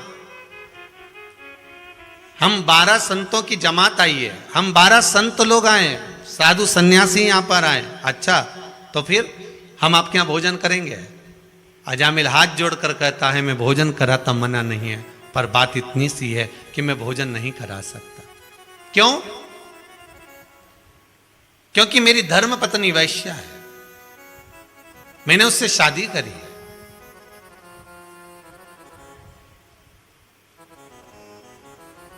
अजामिल उसका पूर्व का कर्म क्या था ये वो जानती है, और तेर से विवाह करने के बाद वो ब्राह्मणी हो गई है। तो घर में भजन करता है कि नहीं करता? करता हूं। तो सूर्य नारायण को अर्घ देता है कि नहीं देता? देता हूं। तो गायत्री करता है कि नहीं करता? करता हूं। यज्ञोपवीत धारण करता है कि नहीं करता? करता हूं। मस्तक पर तिलक धारण करता है कि नहीं करता? करता हूं। शिखा धारण करता है कि नहीं करता? करता हूं। तो तेरी धर्म पत्नी भी ब्राह्मणी हो गई, तू तो भोजन बना, हम भोजन करेंगे। मतलब ये प्रमाण है श्रीमद् भागवत में कि संत साधु सन्यासी तपस्वी साधक उपासक ब्राह्मण का घर ढूंढकर भोजन करते थे। भोजन कराओ। और संतों ने जब भोजन ग्रहण करा, भोजन ग्रहण करने के बाद संतों ने अजामिल से कहा कि अब दक्षिणा दो। अजामिल हाथ जोड़कर बोले मैं ब्राह्मण हूं, मेरे पास में इतना धन नहीं, वैभव नहीं कि मैं आपको दक्षिणा दे सकूं। मैंने पहले ही भोजन कराने से पहले कहा था कि दक्षिणा नहीं दूंगा, तो मेरे पास है ही नहीं, मैं क्या दूं आपको?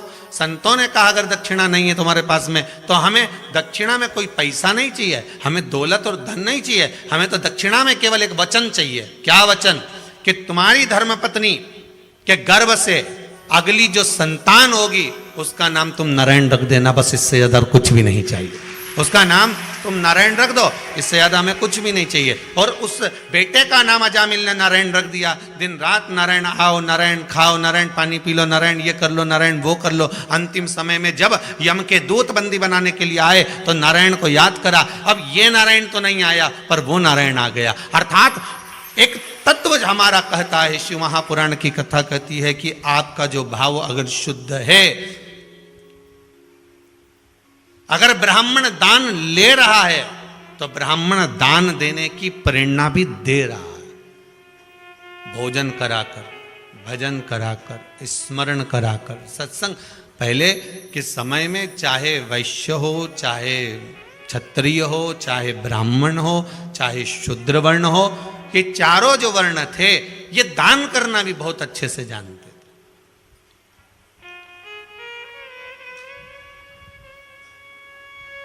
इनकी दान की परिभाषा भी बड़ी विचित्र थी।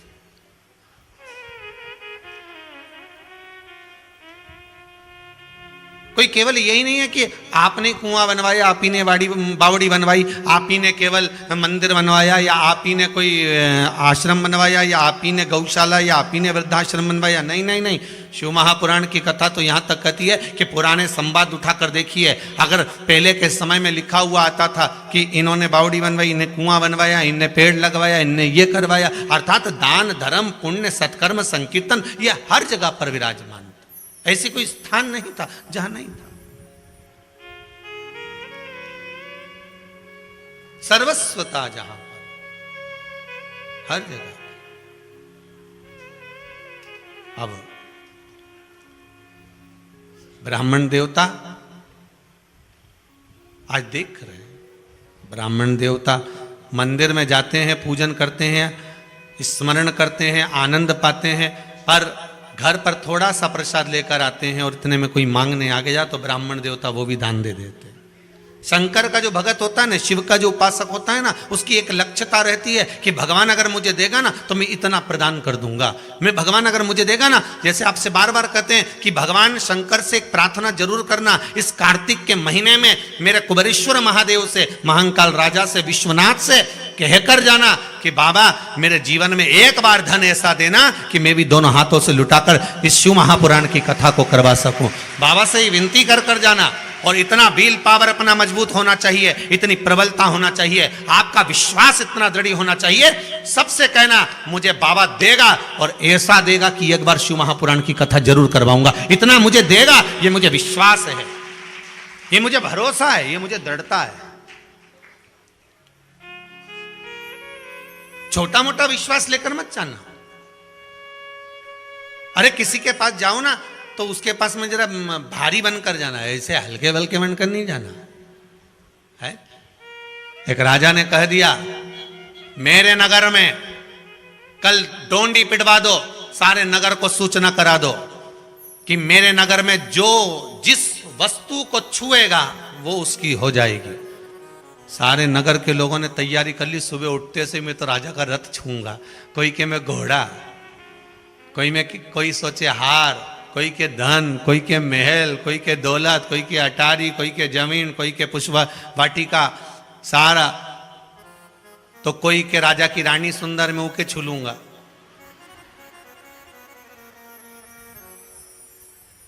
दुनिया है, सबने तैयारी करी। सवेरे जैसे गेट खुला सब राजा के महल में चले गए, कोई कुछ छू रहा, कोई कुछ छू रहा। राजा ने कहा देते जाओ देते जाओ देते जाओ देते जाओ। आखिरी में एक छोटा सा लंगोट लपेटा हुआ छोटा सा बच्चा, कोई साधु सा, कोई तपस्वी था, आया और राजा के सिंहासन पर चढ़ गया और राजा के सिर पर हाथ रख दिया, छू लिया।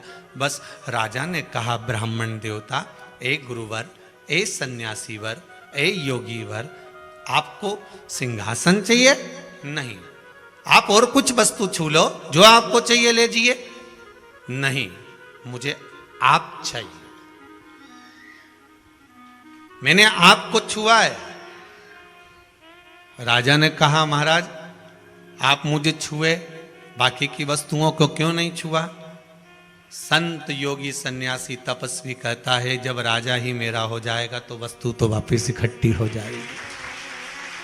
राजा मेरा होना चाहिए जिसकी आज्ञा चलती है, राजा मेरा होना चाहिए जिसकी आज्ञा चले। एक बार ताली बजाए तो सेना सामने। उन्होंने ये नहीं किया कि सेना को छू ले, तुम्हें जो चाहिए वस्तु वो छू लीजिए। अब राजा को उसने छू लिया, अब राजा कह दे कि मुझे ला कर दो, राजा कह दे कि वापस धर दो, तो ये तो राजा के ऊपर आधारित है। तो राजा को अगर छू लिया तो राजा तुम्हारे कहने पर। उसी तरह हमें कहीं नहीं जाना, अगर हमारा विश्वास दृढ़ है, हमारा भरोसा पक्का है, तो हमें देव आदिदेव महादेव का स्पर्श अर्थात शंकर भगवान के शिवलिंग को छूना है। राम मंदिर में जाओगे तो राम जी को नहीं छू पाओगे, कृष्ण मंदिर में जाओगे तो द्वारकाधीश को नहीं छू पाओगे। कौन गया द्वारका जी और छू कर आया भगवान को? किसी भी मंदिर में जाओगे आप भगवान को नहीं छू पाओगे। केवल दुनिया में एक ही मंदिर है और वो है भगवान भोलेनाथ जी का। आराम से बैठे हुए हैं, तुम्हारी मर्जी पड़े जब आ जाना और छू के चले जाना, पानी लोटा भर चढ़ा जाना। अलमस्त होकर बैठे एकांत में, तुम्हारी मर्जी पड़े तब छुओ, क्योंकि भगवान कहते हैं दुनिया के लोग उसको उज्जैन का क्या कहते हैं? उज्जैन का राजा कहते हैं। काशी में उसे काशी का राजा कहते हैं। सोमनाथ में उसे सोम का राजा कहते हैं। केदार में उसे पहाड़ों का राजा कहते हैं। वो जगत का राजा है। उसका मात्र स्पर्श कर लेना ही समझ लेना कि कोई वस्तु तुम्हें बाकी की छूने की जरूरत नहीं, मांगने की जरूरत नहीं।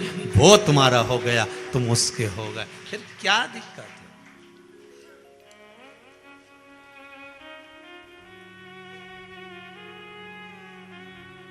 फिर क्यों सोचना?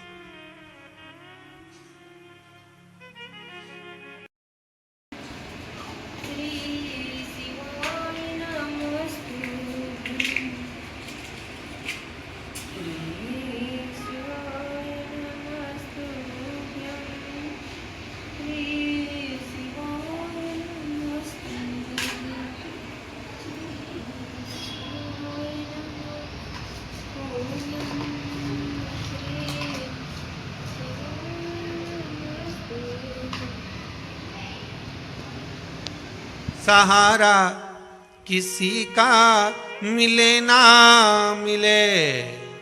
बाबा, संसार सागर में जन्म लिया है, समस्याएं बहुत हैं, पर समाधान तू ही है।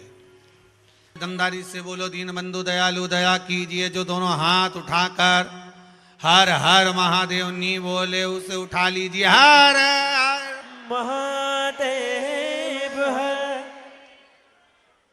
ठीक है, ऊपर छत भी है। भगवान शिव की कृपा, करुणा सागर शंकर की दया।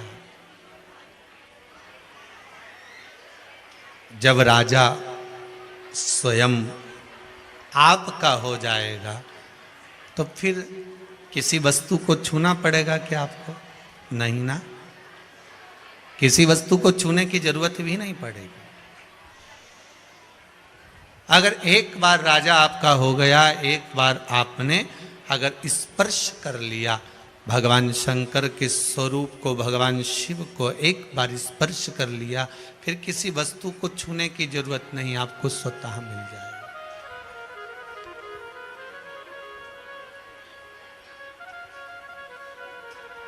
अब हम संसार की वस्तुओं को छूने का प्रयास करते हैं और भगवान कहते हैं कि तुम मुझे एक बार छू कर देख, एक बार मेरा स्पर्श कर दे। जब एक बार तूने मुझे छू लिया, स्पर्श कर लिया, फिर कहीं जाने की जरूरत नहीं पड़ी।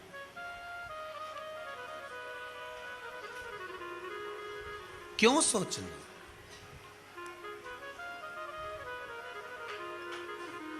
हरि दया की ना होती जो आदत तुम्हारी, तो सुनी ही रहती अदालत तुम्हारी। गरीबों के दिल में जो जगह तुम न पाते, तो किस दिल में होती इबादत तुम्हारी। कौन पूछता?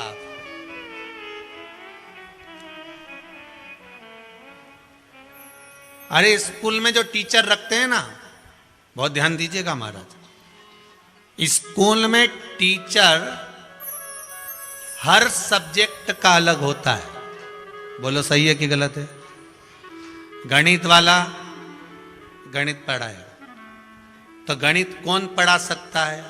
जो गणित पहले जम के तो बोलो पढ़ चुका है। विज्ञान कौन पढ़ा सकता है? जो विज्ञान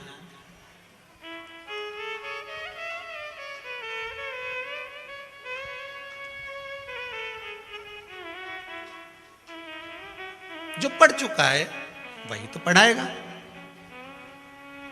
भले बच्चे कह दें, बच्चों के मन में भले आए कि हमने पढ़ाई करी, पर वो कहते ना, मैडम आपकी कसम सारी रात पढ़ते हम, फिर भी आते नंबर कम, बताओ क्या करें हम। अब करे तो करे क्या? पहला पेपर है हिंदी, उसमें आती है बिंदी। अब करें क्या? दूसरा पेपर है विज्ञान, जिसमें नहीं हमें ज्ञान। अब ध्यान आवे तो जो गणित पढ़ा हुआ होगा वही तो गणित पढ़ाएगा। जिस क्लास में तुम पढ़ रहे हो वो क्लास उसने निकाल दी है। और गणित पढ़ाते पढ़ाते पढ़ाते पढ़ाते इतना रम गया कि वो क्लास में आता है, कलम उठाता है और ब्लैक बोर्ड पर लिखना चालू कर देता है और तुम्हें समझाता है कि तुम ऐसा करना।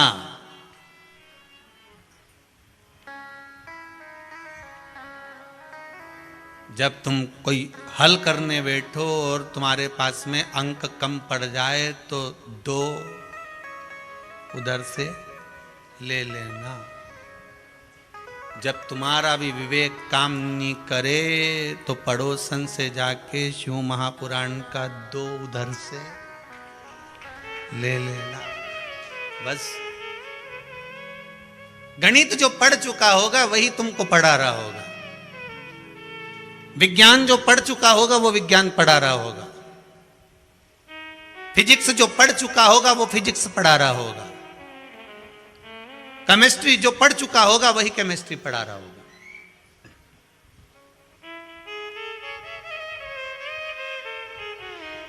तो हमको तो ये लगता है वेद व्यास जी ने इतनी सारी चीजें, इतनी सारी बातें शिव महापुराण में लिखी है, मतलब ये पहले प्रयोग करके देख चुके हैं, इसलिए उन्हें लिखकर तुम्हारे पास में भेज दिया। टीचर प्रबल है, और टीचर अगर पक्का है, जिसने पढ़ाया लिख दिया।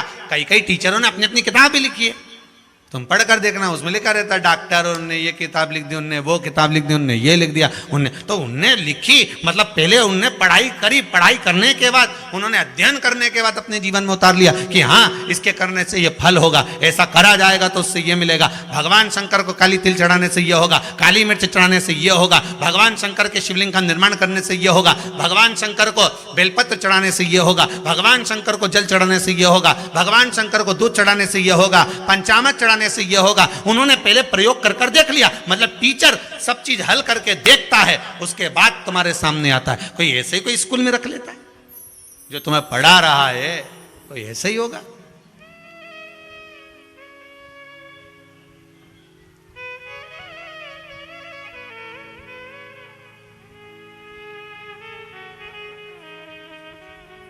कुछ तो दिया होगा उस परमात्मा ने, और कर कर देखो।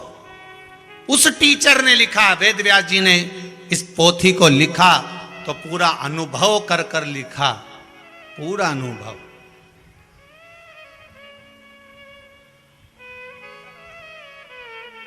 और देखो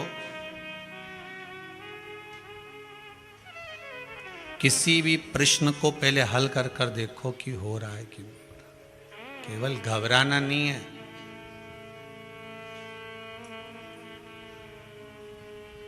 केवल घबराना नहीं है।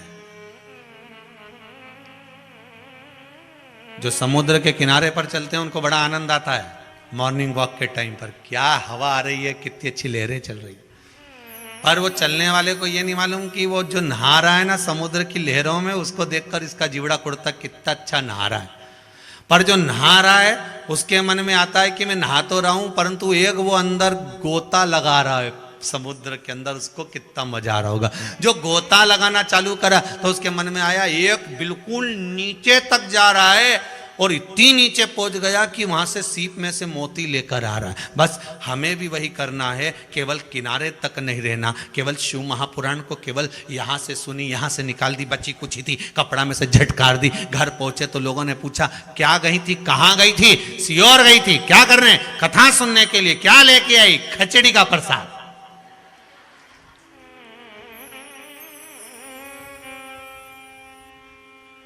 क्या लेकर आई है? खिचड़ी।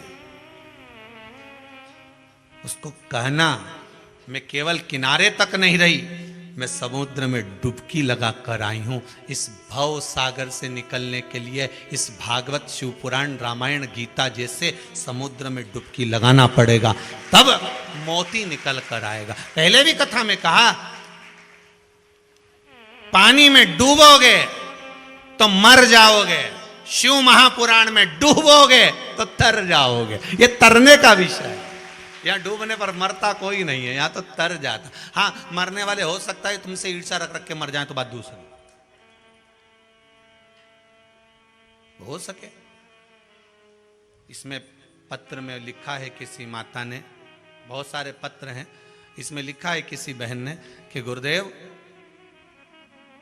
पहले कुछ भी नहीं चलता था और अब धीरे धीरे चलना प्रारंभ हुआ है, तो ऐसा लग रहा है कि किसी की नजर हमें लग रही है। तुम्हें नजर से क्या करना? तुम्हें क्या करना नजर से? कभी मुर्दे को नजर लगती है? बोलो तो सही। नहीं, मुर्दा जब जाता हो शमशान में तो उसकी नजर उतार के राई नॉन मिर्ची से उतार के, रुक जा जरा, रुक जा, अभी मत ले जा, इसकी नजर उतार दे दो, कितना जोरदार लग रही है, रुको जरा। अंदर गई ने मिर्ची लाई, ने नून लाई, ने नमक लाई, और फिर नजर उतार के फिर शमशान में भेजा, और शमशान में भी रख के भेज दी वही राई नॉन मिर्ची की, माँ भी उतार देना है एक बार, हो नजर लग जाए तो किसी की।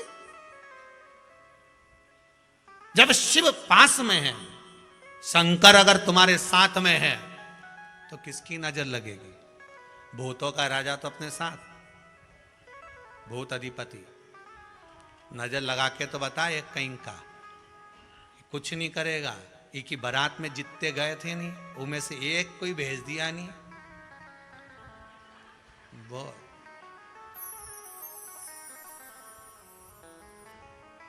और आप सबको मालूम है बारात में कैसे कैसे गए थे।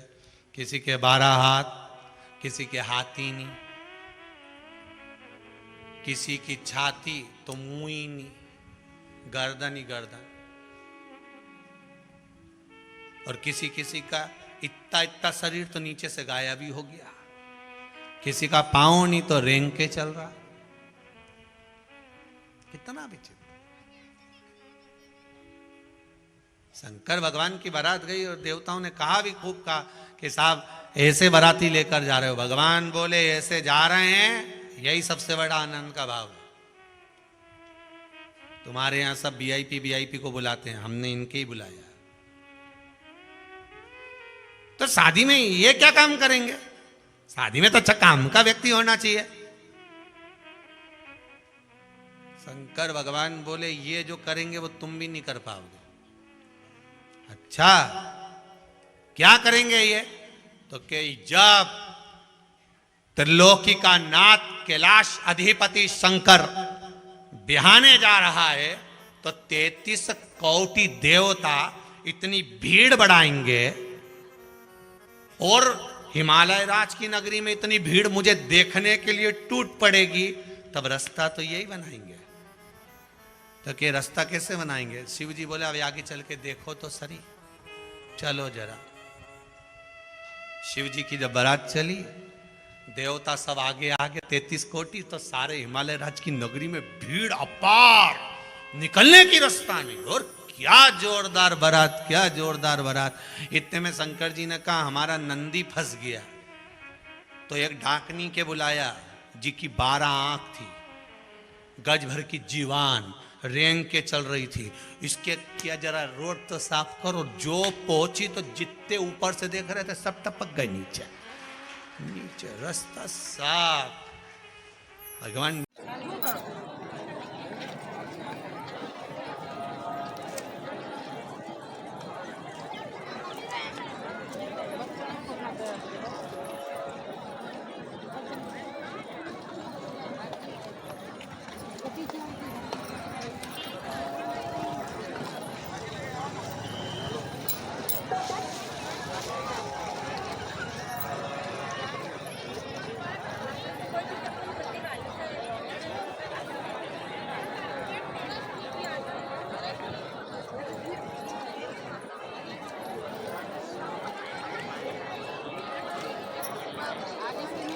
बोले ब्रह्मा जी से देख लो, तुम देखो अब कितना जोरदार।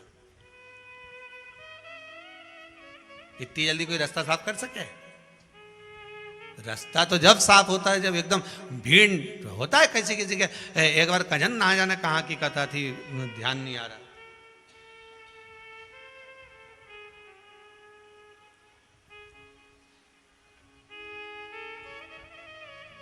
ध्यान नहीं आए।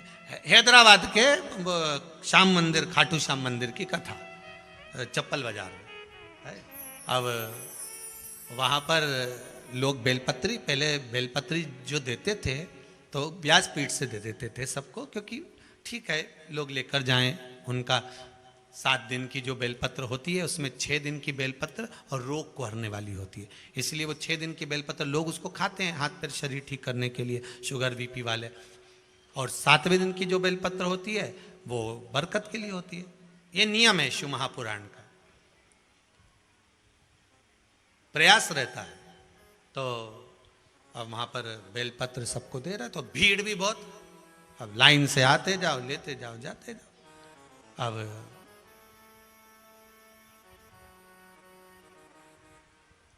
एक माता जी को ऐसा लगा कि अपना तो नंबर ही नहीं आएगा, पीछे थी वो, बहुत पीछे। अब उन्हें क्या राम जी लीला रची, और उनके तो आ गए महादेव, जो चिल्लाई। तो आधे तो जो खड़े थे सब पीछे, जान दो, आगे जान दो, जान दो। और वो यूं हिल के सबसे आगे हो गई। उन्हें जो बेलपत्री ली ने चुपचाप खाती हुई, चुपचाप खाती खाती।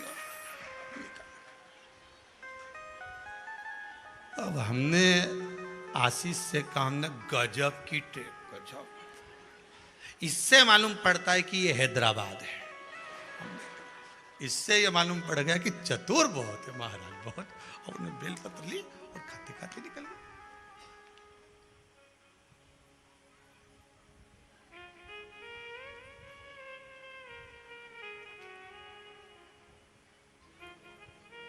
अब वो रास्ता कैसे साफ होना है ये तो शिव जी जानते हैं, मार्ग कैसे सुलभ होना है शंकर जी जानते हैं। बहुत बांधा है ना आपके जीवन में, बहुत तकलीफ है ना आपके जीवन में, बहुत कष्ट है ना आपके जीवन में, बहुत रोग बीमारी, सारी दुनिया की अड़चन आपके जीवन में है ना। होन दो, शंकर जी की शादी हुई रही, बारात जा रही है, कितनी अड़चन आई है साहब, कितनी अड़चन, पर एक सामने तो आ जाए, आके बताए। शंकर जी की कथा कहती है, शिव महापुराण की कथा कहती है, आपके जीवन में कितनी अड़चन, कितनी प्रॉब्लम, कितनी भी हो, घबराना नहीं। आप शंकर के उपासक हो, शंकर की कथा सुन रहे हो, नजर वजर सब जाने दो, शिव जी की आराधना में लगे रहो, रास्ता अपने आप क्लियर होता चले जाएगा, आगे बढ़ते चले जाओगे। बांधा कितनी भी हो हटती चली जाएगी। आप विश्वास रखकर अग्रण्य होते जाओ, आप विश्वास रखकर आगे बढ़ते जाओ, जितना विश्वास रखकर बढ़ते जाओगे उतना सुख पाते जाओगे। अब ये मत कहो कि नजर लग रही है ना जाने किसी की, हमारा तो काम धंधा चल गया बड़े, तो चलने दो ना, तुम काय को बोलो नजर लग रही, तुम्हें क्या करना नजर लग रही।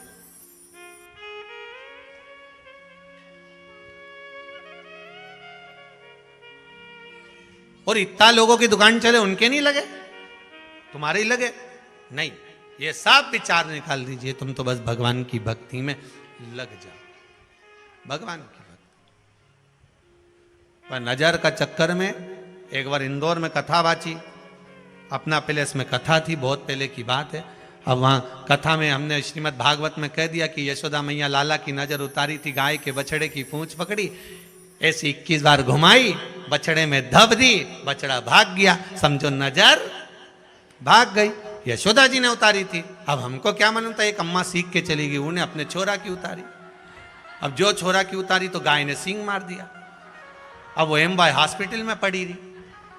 अब जजमान बोले साहब, वो अम्मा आती थी ना, वो आगे आगे बैठती थी, उनके गाय ने सींग मार दिया, तो वो एमवाय हॉस्पिटल में पड़ी। हमने कहा चलो मिल के आ जाए। अब गाड़ी में बैठ के उससे मिलने गए तो हमने कहा अम्मा हर हर महादेव। अम्मा बोली आग लग जाए। अब हमने तो कहा अपन तो प्रेम बस बोले कि हर हर महादेव, अब क्या आग लग जाए। हमने कहा अम्मा क्या हो क्या गया? अरे तुमने किया था कि गाय की पूंछ पकड़ के ऐसी नजर, गाय ने सींग मार दिया। हमने कहा अम्मा हमने तुमसे ये थोड़ी ना कहा था कि तुम गाय से नजर उतारो, वो तो यशोदा कन्हैया की उतारी थी, तू गाय को उतारने गई?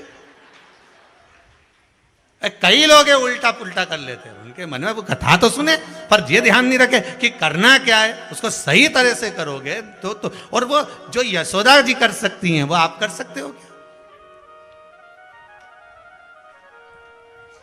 कौन कर सकता? अब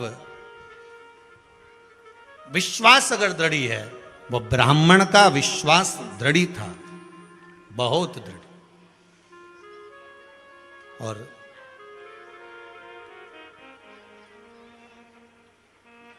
ब्राह्मण का जब विश्वास दृढ़ी रहा, शंकर जी की आराधना में डूबा रहा, जो लेकर आता, कहीं कोई मांगने वाला आ जाता तो उसको दे देता। पत्नी बड़ी दुखी थी, बताओ एक तो घर में कमाई नहीं हो रही, एक तो घर में इनकम नहीं हो रही, एक तो घर में कुछ आ नहीं रहा, और ऊपर से बचा कुचा थोड़ा लेकर आते हो तो वो किसी दूसरे को दे देते हो।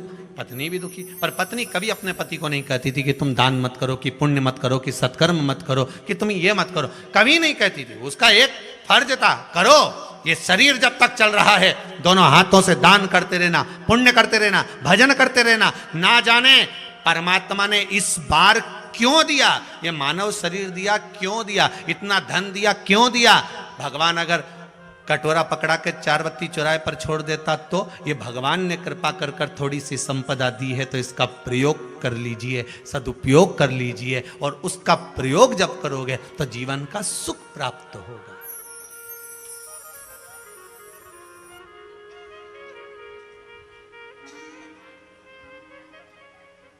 एक होता है गुणवंत, क्या होता है?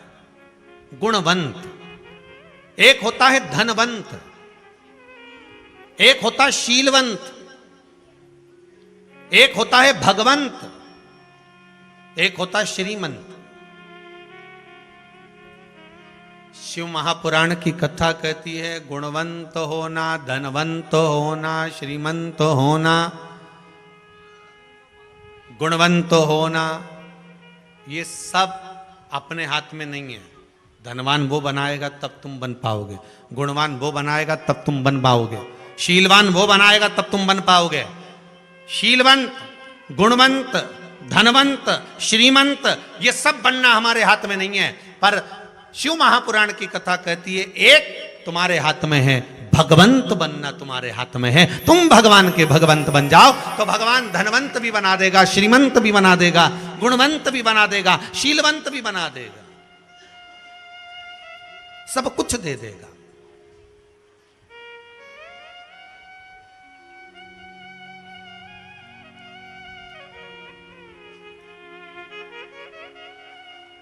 जब भगवान रूपी रतन मिल जाएगा तो धन कहां ना जाएगा।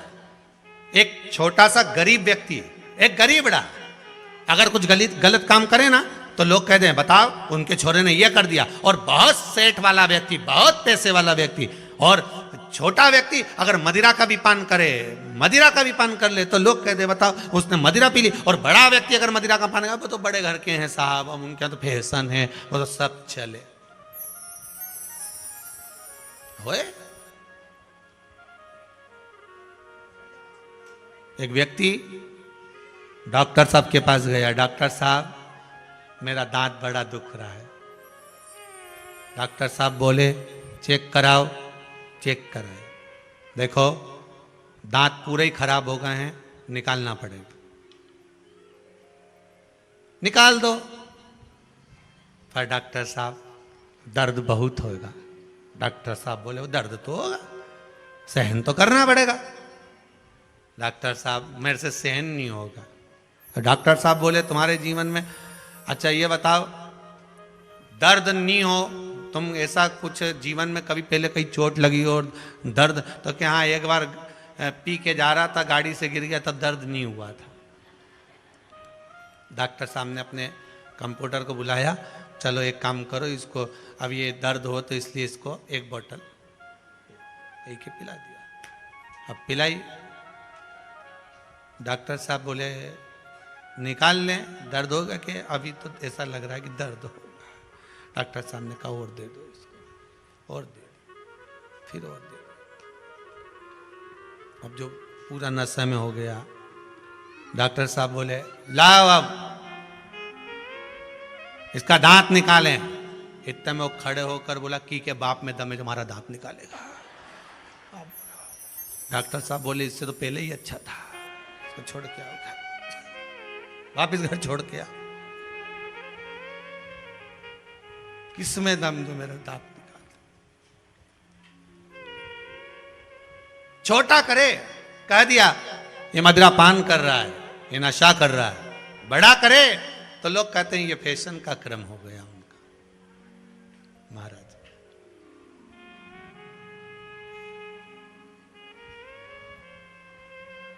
बहुत विचित्र है दुनिया के लोग।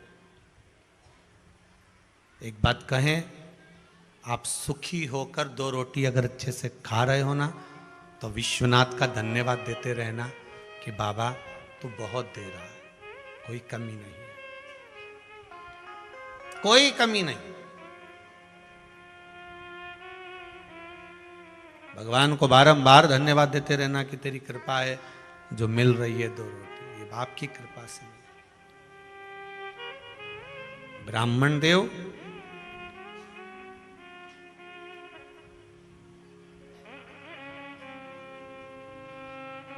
ब्राह्मण देवता दान भी कर रहे हैं, पत्नी कभी नहीं रोकती।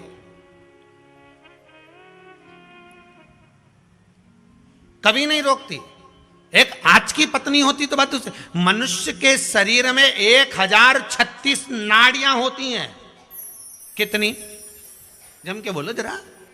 1036 नसें मनुष्य के शरीर में होती है।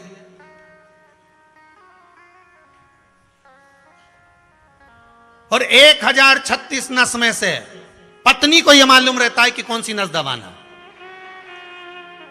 कैसे सुधरेगा? 1036 में से वो 36 अबाई को सब मालूम है। जरा से तुम मुड़े और वो पहुंची, मेरे को सब मालूम है, मेरे से फालतू की बात मत करना। तुम अब पार्टी में क्या कर रहे थे मेरे से मुंह से मत सुनना, बिल्कुल मैं तुम्हें बता दे रही हूं।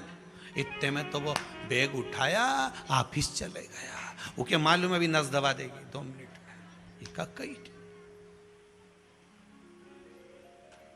पर होती है कहीं कहीं की धर्म पत्नी। एक होती है पत्नी जो पति को पतन के रास्ते पर ले जाती है, एक होती है धर्म पत्नी जो पति को धर्म के पथ पर ले जाती है। श्री शिवाय नमस्तुभ्यं, श्री शिवाय नमस्तुभ्यं, श्री शिवाय नमस्तुभ्यं, श्री शिवाय नमस्तुभ्यं, श्री शिवाय नमस्तुभ्यं। और हम तो आपसे भी कहेंगे बाबा ऐसा आपको भी दे, इतना दे कि बाबा आपको देता रहे और आप ऐसे शिव महापुराण की कथा करवाते रहो। जीवन का एक सुख है। फिर निवेदन करेंगे, कुबेरेश्वर धाम की धरा पर बैठे हो। जो चोर को कुबेर बना सकता है वो क्या अपने को नहीं दे सकता? विश्वास रखिएगा, भरोसा। सुबह एक भैया कोई बैग टांग कर आए थे, वो आंख में आंसू भरकर रो रहे थे, तो उनको वापस बुलाकर पूछा क्या हुआ, क्या ये बताओ। कहते हैं बस मेरी मम्मी ने बड़ा विश्वास रखकर मुझे यहां भेजा है। मेरी 3 बजे की ट्रेन से मुझे वापस जाना है, पर मेरी मां ने मुझे विश्वास रखकर भेजा है कि इस भूमि पर अगर गया है तो ये पक्का है कि कुछ ना कुछ बाबा भला करेगा। तो हमने कहा अगर विश्वास लेकर आए हो ना बाबू, अगर विश्वास लेकर पहुंचे हो ना, तो ये पक्का है कि वो हारने तो नहीं देगा। अगली बार तू आएगा तो तेरी आंखों में प्रसन्नता के अश्रु होंगे। अभी भले दुख के हो कि कहीं तकलीफ हो, हृदय में घात हो, कोई बात हो, इसलिए पर अगली बार आएगा ना तो प्रसन्नता के अश्रु तेरे पास में होंगे, प्रसन्नता के। बस विश्वास रख कर जाओ, इस भूमि से भरोसा रख कर देखा। झोली मेरी तंग बाबा तेरे यहाँ कमी नहीं, हे बाबा तेरी कृपा से विराजा हूं, मुझे विश्वास है तू खाली नहीं भेजेगा, करुणा तेरी। यहीं से मतलब नहीं, आप किसी भी शिव मंदिर में जाना, कार्तिक का महीना चल रहा है, शंकर जी के मंदिर में जाकर अगर दीप दान कर रहे हो, शंकर जी के मंदिर में जाकर दिया लगा रहे हो, बेलपत्री के पेड़ के नीचे, पीपल के पेड़ के नीचे, आंवले के पेड़ के नीचे दीप प्रज्वलित कर रहे हो, बाबा का नाम लेकर श्री शिवाय नमस्तुभ्यम बोलकर शंकर जी का गुणगान गाकर आप लगाकर देखो दीप, बाबा क्यों ना सुनेगा, क्यों ना सुने।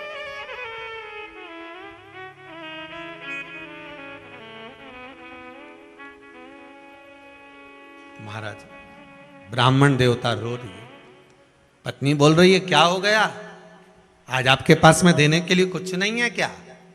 धर्म पत्नी कहती है अंदर से भोजन ला कर दे दी, कोई दरवाजे से खाली ना जाए। तुम्हारी कमाई का भोग पत्नी भी करेगी, बच्चे भी करेंगे। जो दुकान पर बैठकर कमाया, नौकरी कर कर कमाया, सर्विस कर कर कमाया, छल से कमाया कि बेईमानी से कमाया कि झूठ बोलकर कमाया कि कपट कर कर कमाया, तुम्हारी कमाई का भोग एक का दो कर कर कमाया, तुम्हारी कमाई का भोग पत्नी भी करेगी, बच्चे भी करेंगे। किस तरह से कमाया उसका धन का भोग पत्नी और बच्चे सब करेंगे, परिवार पूरा तुम्हारी कमाई का भोग करेगा। पर एक बात अपनी बुद्धि में बिठा कर रखना कि जिस तरह से कमाया है उसके कर्म का भोग ना पत्नी को भोगना पड़ेगा, ना बच्चों को भोगना पड़ेगा, कर्म का भोग तू अकेला भोगेगा। इसलिए तैयारी कर कर रखना कि कमाओ, पत्नी और बच्चों को दो, परिवार में खर्च करो, मना नहीं है, पर किस तरह से कमाया है उसकी कमाई का थोड़ा सा भाग निकाल कर कहीं दान में, कहीं धर्म में, कहीं पुण्य में, कहीं किसी गरीब की विद्या में, कहीं किसी के मंगल विवाह में, कहीं बाबा के चरणों में, कहीं ना कहीं कथा सत्संग स्मरण में थोड़ा थोड़ा लगाते चलना, क्योंकि कर्म का भोग पत्नी और बच्चे नहीं भोगेंगे। तूने जिस तरह से कमाया है उसका भोग तुझे अकेले भोगना पड़ेगा। तब उस परमात्मा के सामने तेरी जब फाइल खुले तो परमात्मा भी कहे कि तूने झूठ बोलकर कमाया था, छल कर कर कमाया था, कपट कर कर कमाया था, बेईमानी कर कर कमाई थी, पर उसकी कमाई का भाग तूने कहीं अच्छी जगह पर लगाया था, इसलिए उनको भी बैकुंठ ले गया और तू भी बैकुंठ आ गया। कर्म का भोग तुझे भोगना है, दूसरा नहीं भोगेगा। करो, तुम्हें जो करना है करो, पर भोगने के पहले, देने से पहले उसमें से अगर 100 रुपए पत्नी को दे रहे हो कि ले अलमारी में रख दे, कमा कर लाया हूं, नौकरी का आया है, सर्विस का आया है, रखो अलमारी में कि बच्चों की पढ़ाई में लगाएंगे, विद्या में लगाएंगे, ये सामान लाएंगे, धनतेरस पर जाएंगे तो ये सामान, उससे पहले उसमें से कमाई निकाल कर थोड़ी सी अलग रखना कि ये सत्कर्म में लगाना है, मैंने लेकर आया हूं सत्कर्म में लगाना।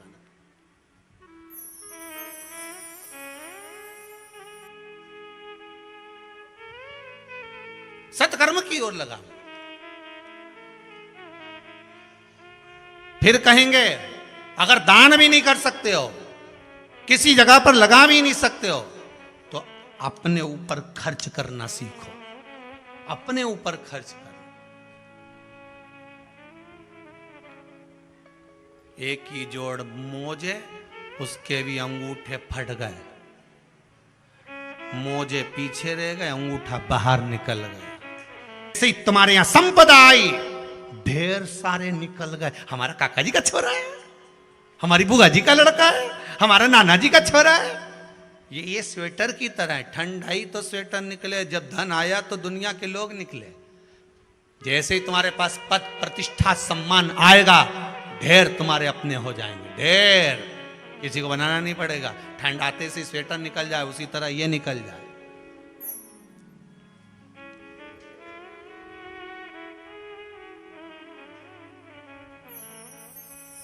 और जैसे ही गर्मी आई तो ये तन पे था नहीं, वे भी ऑफिस से आते थे, लो भैया उतारो, सब उतार उतर के दादा बनियान पे, तब बेटा सब गया, गर्मी आई, सब उतर गया। जब समय आया बेकार, जितने थे सब चले।